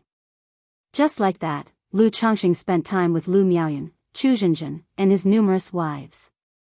It wasn't until the next day that he found some free time. He went to the study and began to meditate and cultivate. To see how much his cultivation speed had increased after the addition of his son's spiritual root.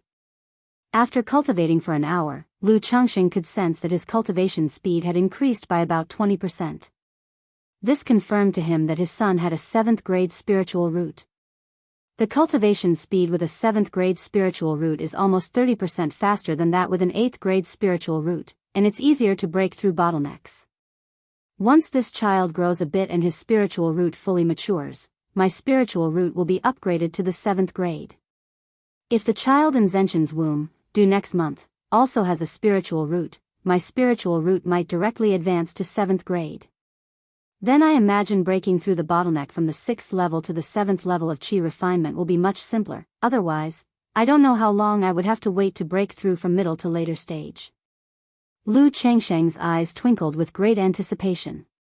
He had just finished an hour of cultivation, but there was hardly any movement in his qi ocean core. It made him inwardly sigh at the difficulty of advancing from the middle to the later stages of qi refinement. Thinking back to his own advancement from the 3rd level to the 4th level of qi refinement, he had been stuck for more than a year. The bottleneck from the middle to later stages would only be harder, likely requiring 3 to 5 years of grinding. However, Lu Changxing was already quite satisfied. Without this stroke of lucky encounter, he wouldn't have known how long it would take him to break through from the 4th level to the 6th level of qi refinement. Just the experience of advancing from the 4th level to the 6th level in 3 days had made him somewhat reluctant to strive harder. He fondly reminisced about those magical and enchanting 3 days and nights. If I could have continued for 10 days or half a month back then, could I have directly advanced to the pinnacle of qi refinement? Lu Changxing couldn't help but think. Chapter 112, Fairies' Cultivation. But thinking about it, he knew it couldn't be possible. Not to mention that others might not be willing, such an improvement probably wasn't so simple. Hiss, Lu Changxing, oh Lu Changxing, how could you have such thoughts? No sooner had the idea appeared than Lu Changxing immediately felt he was being somewhat degenerate. Even if I improved my strength and broke through the realm in this way, what would it amount to? Such improvements would leave my state of mind, skills, and power unfit for my cultivation realm, leading to a shaky foundation. Only through my own efforts, step by step, keeping grounded, and the principle of more children, more blessings, can I truly enhance myself and attain the ultimate way. All other paths are but passing clouds. Only by taking wives and concubines, having children, and advancing step by step can one reach the end. Lu Changxing immediately introspected, cast aside the crooked thoughts in his mind, firmed his belief, and adhered to the path of self-improvement with the more children, more blessings policy. Phew, don't forget why you started, and you will be able to endure to the end. Remember the original intention. Lu Changxing took a deep breath and slowly exhaled.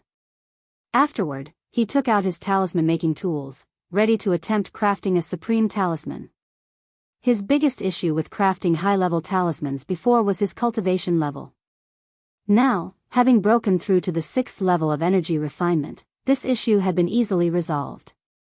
He laid out the talisman paper, and with a magic artifact pen in hand, he gently dipped it in spiritual ink.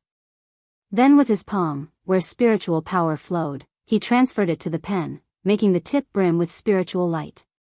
As the pen touched the paper, it moved like a dragon or snake, the strokes channeling spiritual power fluidly, without the slightest delay.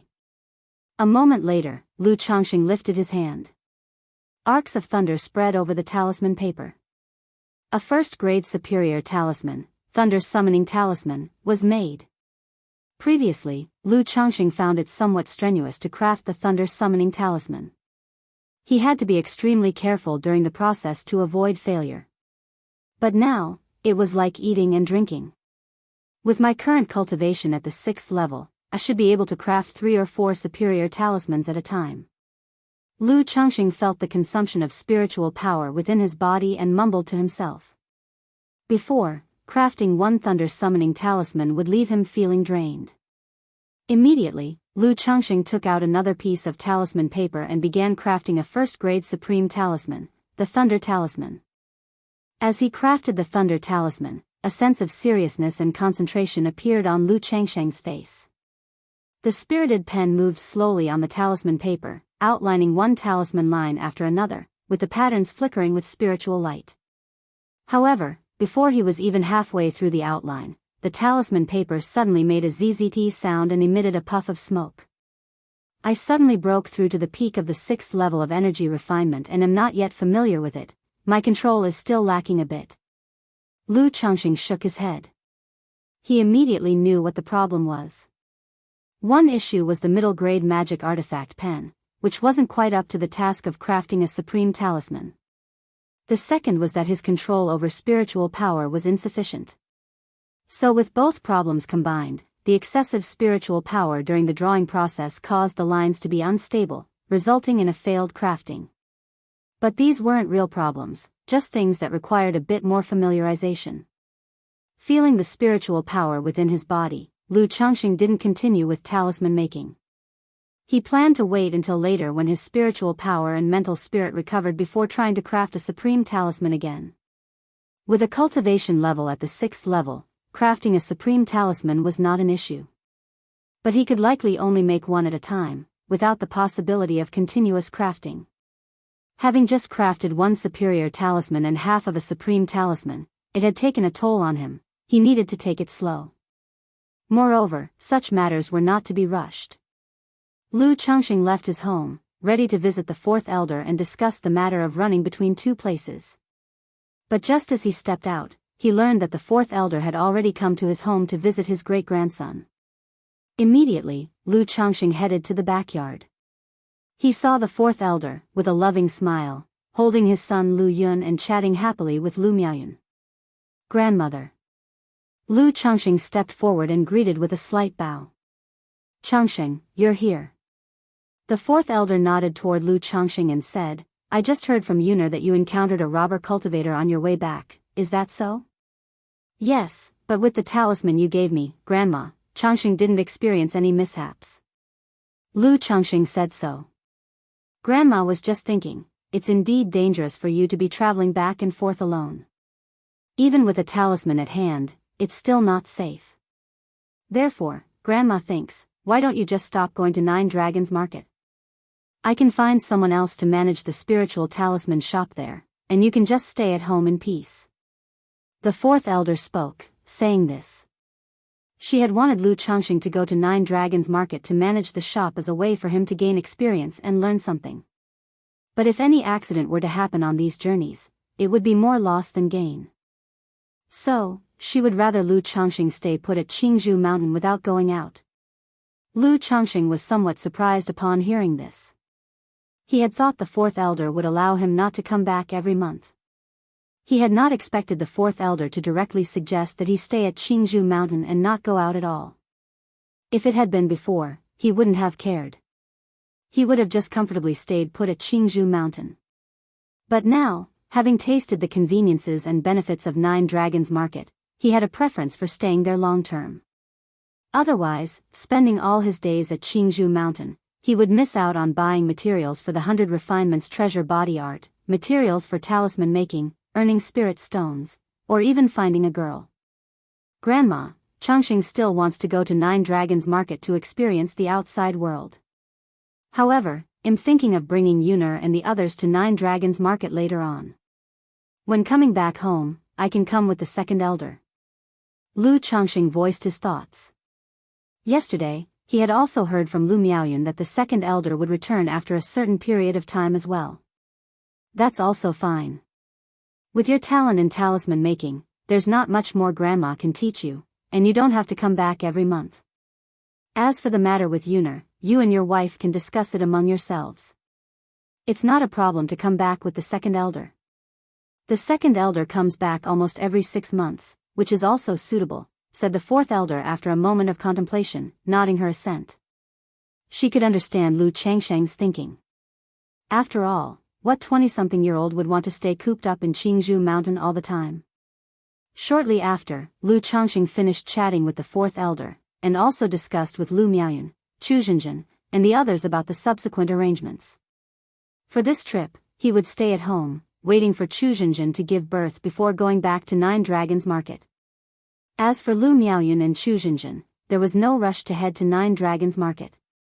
They would first strengthen themselves in Qingzhou Mountain and take care of the child. Lu Pingan, Lu Wuyo, Lu Wuyu, and the other children had been sent by Lu Miaoyun to White Deer Mountain Villa not long ago to study. If everyone left, there would be no one to watch over so many children at home. Thus, Lu Changxing settled down in Qingzhou Valley, waiting for Chu Zhenjin to have the baby. In the meantime, Lu Changxing tested out the effects of the 100 Refinements treasure body art a little. All he could say was, it truly lived up to the orthodox level body refining techniques. Just the first level alone, and his physical body was comparable to a magic artifact, capable of dealing with 10 women in a single night. It just made him think about when he could get his hands on another cultivation technique that refined the 5 viscera and 6 bowels. Ideally, one that would transform his kidneys into an eternal furnace. In the blink of an eye, a month passed. That day, Lu Changxing was feeding the 9 netherhound in the courtyard. The 9 netherhound was now over a meter tall, its fur black and glossy, with sharp, interlocking fangs protruding from its mouth and vertical pupils that intimidated the soul.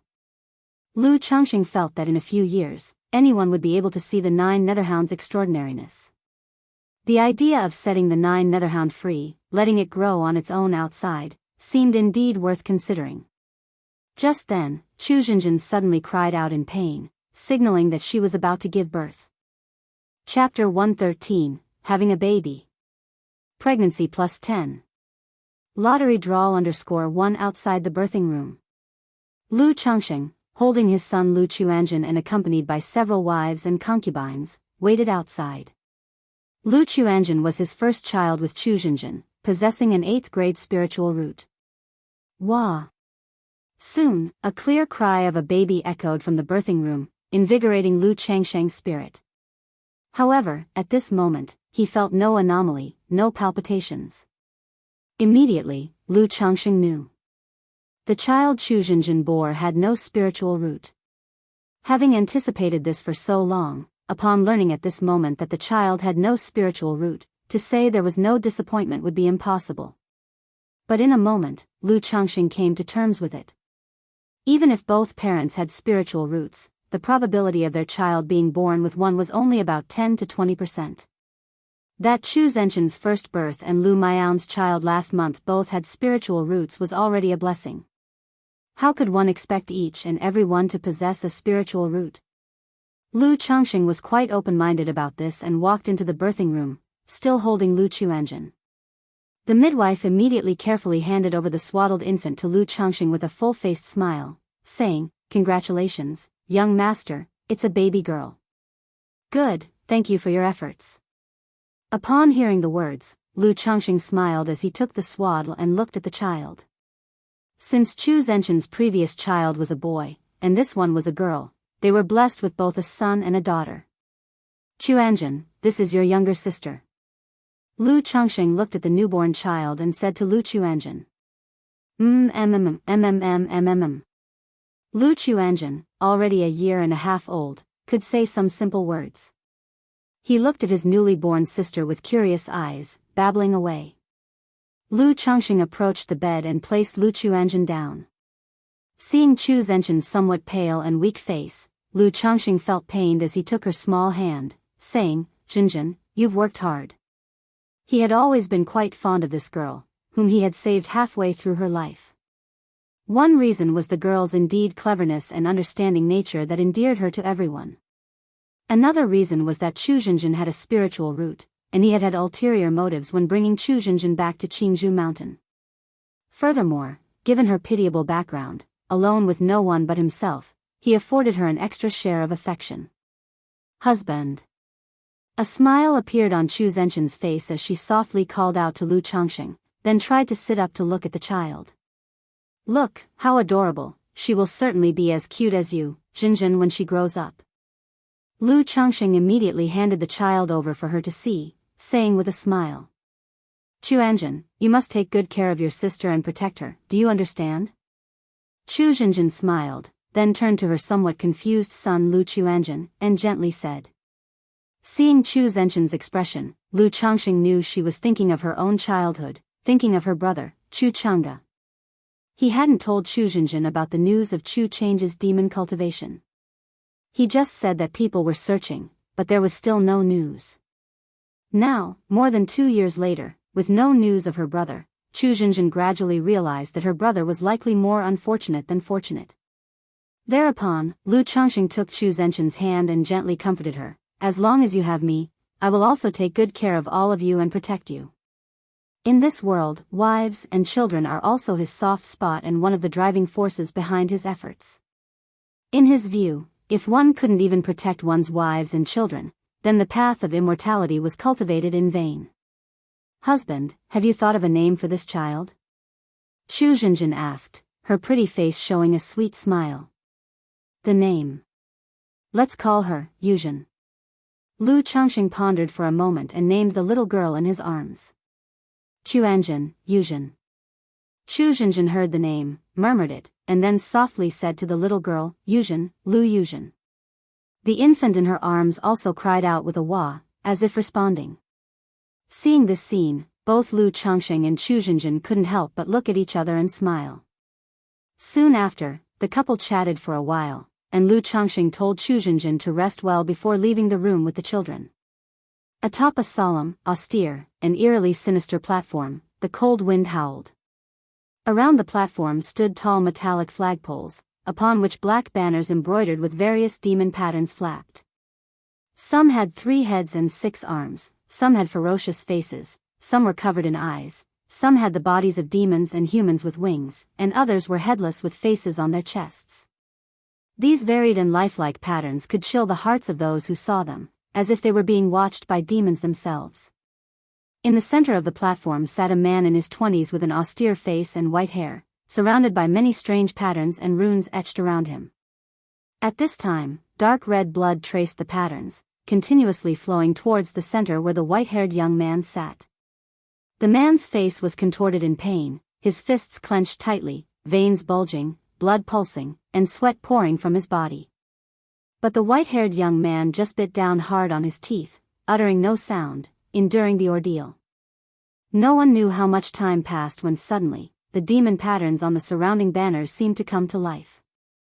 Their crimson eyes suddenly opened, staring down at the white-haired man, filling the platform with an overwhelming blood-colored glow. Enveloped in this blood-red light, the white-haired young man let out a muffled groan.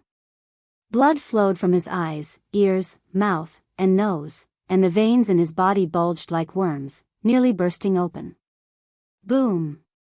Just then, drenched in blood and in severe pain, the white-haired man's body emitted a thin, blood-red membrane. It was like a layer of freshly spilled blood slowly flowing over his skin, transforming into an eerie blood-colored battle dress. Chapter 114, Having a Baby. Pregnancy plus 10. Lottery draw. The pale-faced youth's face and skin revealed dark red demon patterns.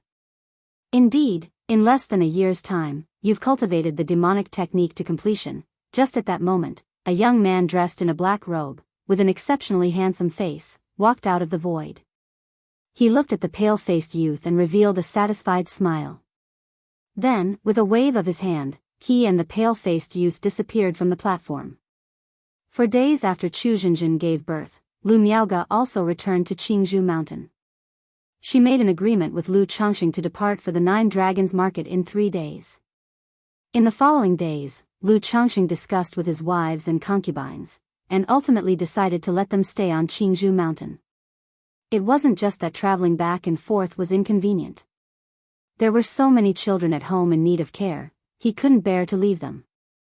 In the more than a month he spent at home, Lu Changxing didn't slack off, but made every effort to impregnate 2 of his wives.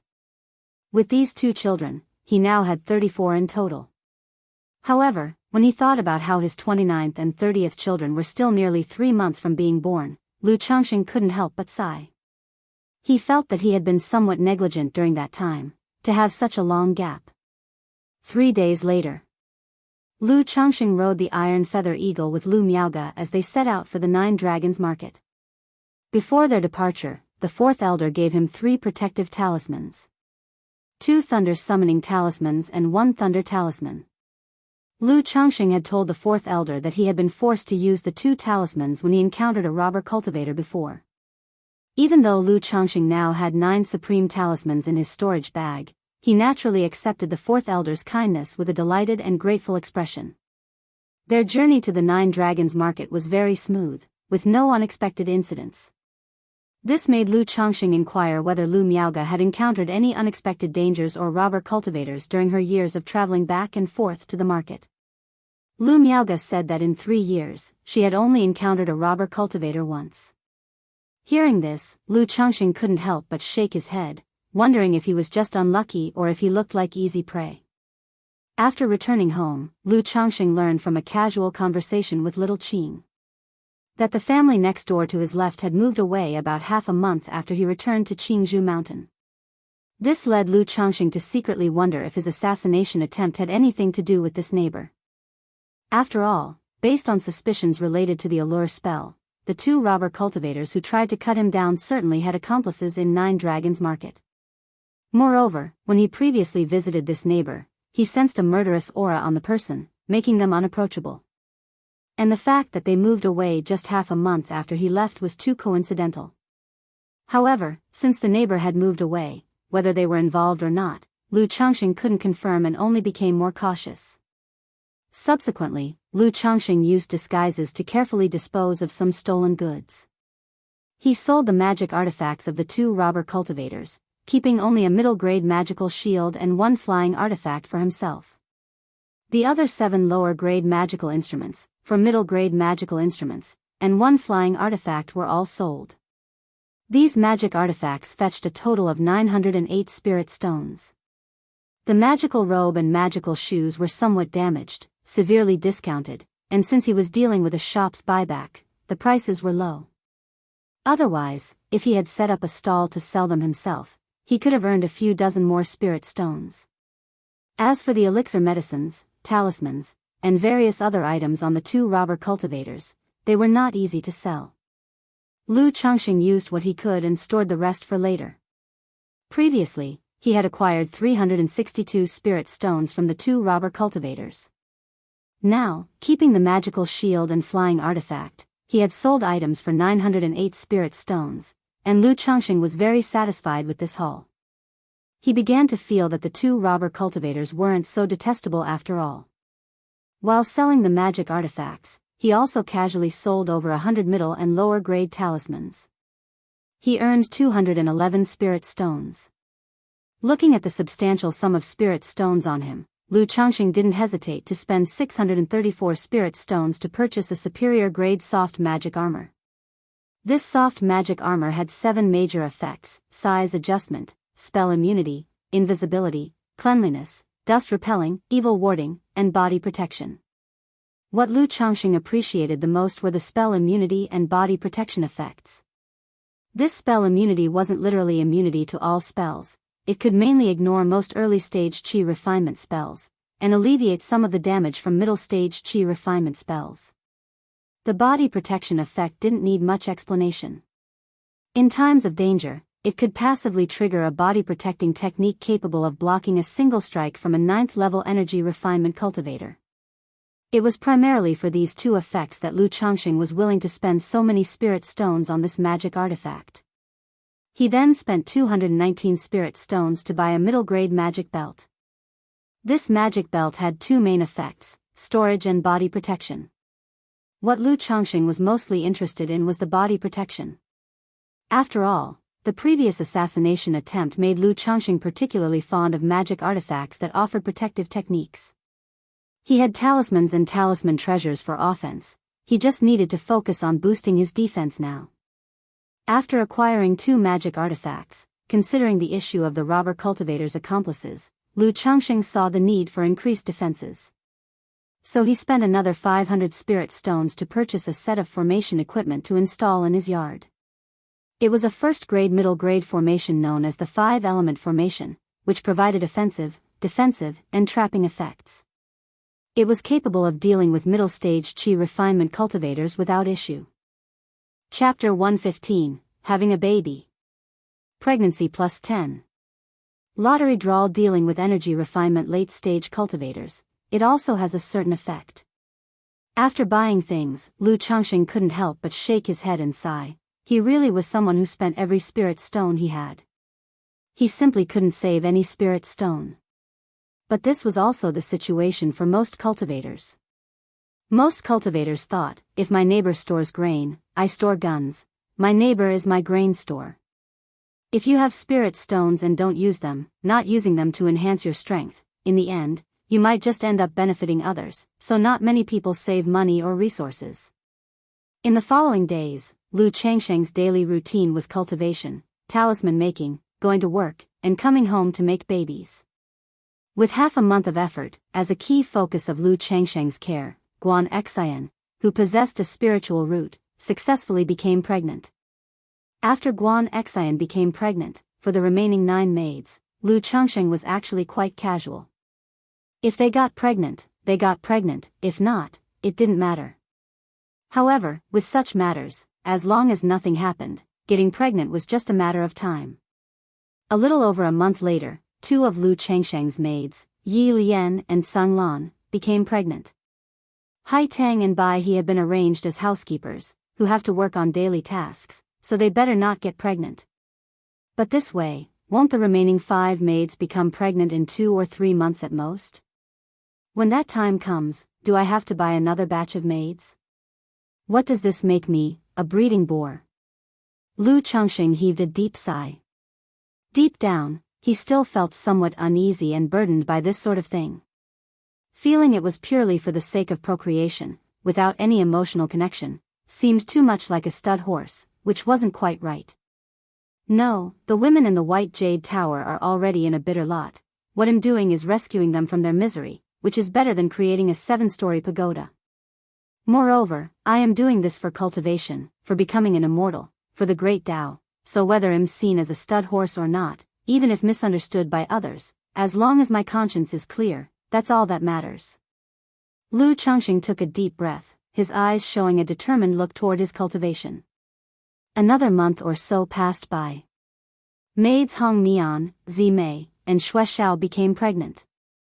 Lu Changxing planned, once the remaining 2 women became pregnant, to make another trip to the White Jade Tower. By then, he would also have saved a bit of extra money.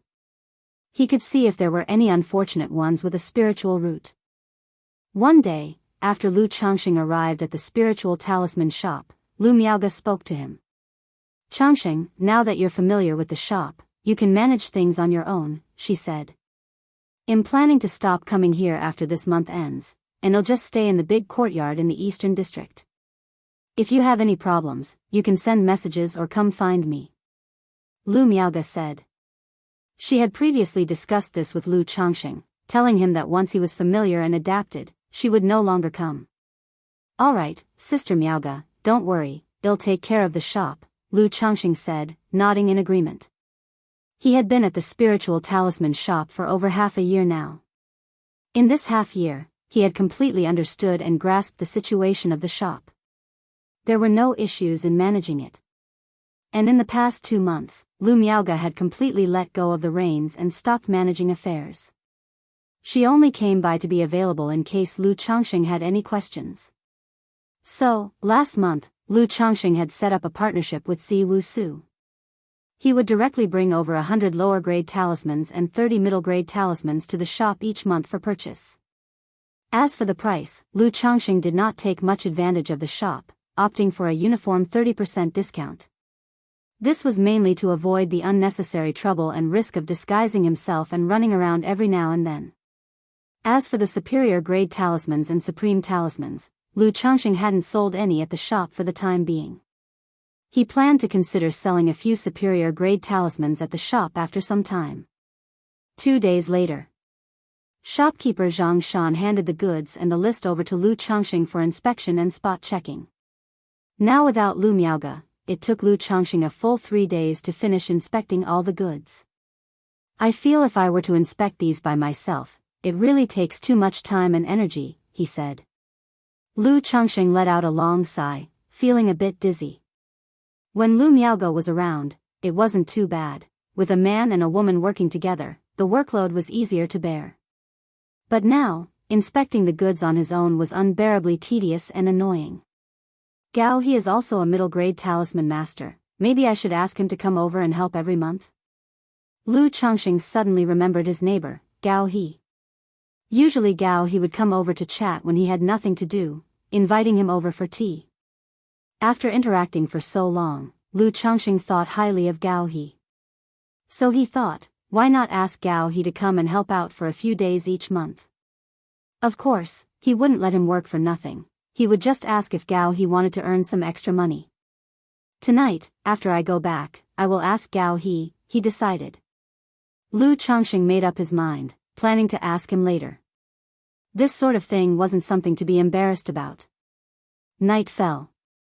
After returning home and having dinner, Lu Changxing took a short walk and then knocked on his neighbor Gao He's door. Gao He was teaching his daughter Gao Xiaoya how to make talismans, and his normally amiable, plump face was somewhat twisted and distorted at the moment. Uncle Lu. Dad, Uncle Lu is here. You guys talk, I'll go make some tea for you. When Gao Xiaoya saw Lu Changxing, her eyes immediately brightened, and she quickly got up to make tea, looking relieved. She had absolutely no interest in talisman making and also had no talent for it. However, Gao He wanted his daughter to master the skill, no matter if she was talented or not. He planned to make it happen, even if it meant spending money. Brother Lu, do you have something on your mind? Gao He gave a wry smile at his daughter's behavior and then asked. Usually, it was mostly him inviting Lu Changxing over, as Lu Changxing seldom sought him out for a chat. So seeing Lu Changxing come over, he guessed that there must be something up. It's not any big deal, Lu Changxing immediately explained his situation. And he offered to pay 10 spirit stones for a day's work. For a middle-grade talisman master, this price was already quite good. Since Brother Lu trusts me, I'm more than happy to help, Gao He slapped his chest and said with a beaming smile. All right then, I'll be counting on you, Brother Gao, when the time comes. Having finished, Lu Changxing chatted with Gao He for a bit more and then prepared to leave. Gao Xiaoya, who had prepared the tea, saw that Lu Changxing was about to leave. She immediately called out, Hey, Uncle Lu, why don't you sit for a while and have a cup of tea before you go? No, I still have things to do, Lu Changxing immediately gestured with his hand and headed out. He had no interest in meddling in their father-daughter affairs. As soon as he stepped out of the door, Lu Changxing heard Gao Xiaoya's loud, wailing voice and couldn't help but shake his head and smile wryly. In the blink of an eye, another half-month passed. The remaining 2 maids, Qing He and Shui Xian, also became pregnant. Lu Changxing arranged for Hai Tang and Bai He to take care of the daily chores. The other 7 maids all became pregnant within just over 4 months. There was also a month when Lu Changxing had been away at Qingzhou Mountain and not returned. Just as Lu Changxing was planning to visit White Jade Tower one of these days, a system notification suddenly sounded in his mind. Congratulations to the host for reaching a progeny count of 30, you've received 1 lottery chance. You're tuning into the Romantic Tales YouTube channel. Don't forget to subscribe and join us on this journey to catch the most captivating stories.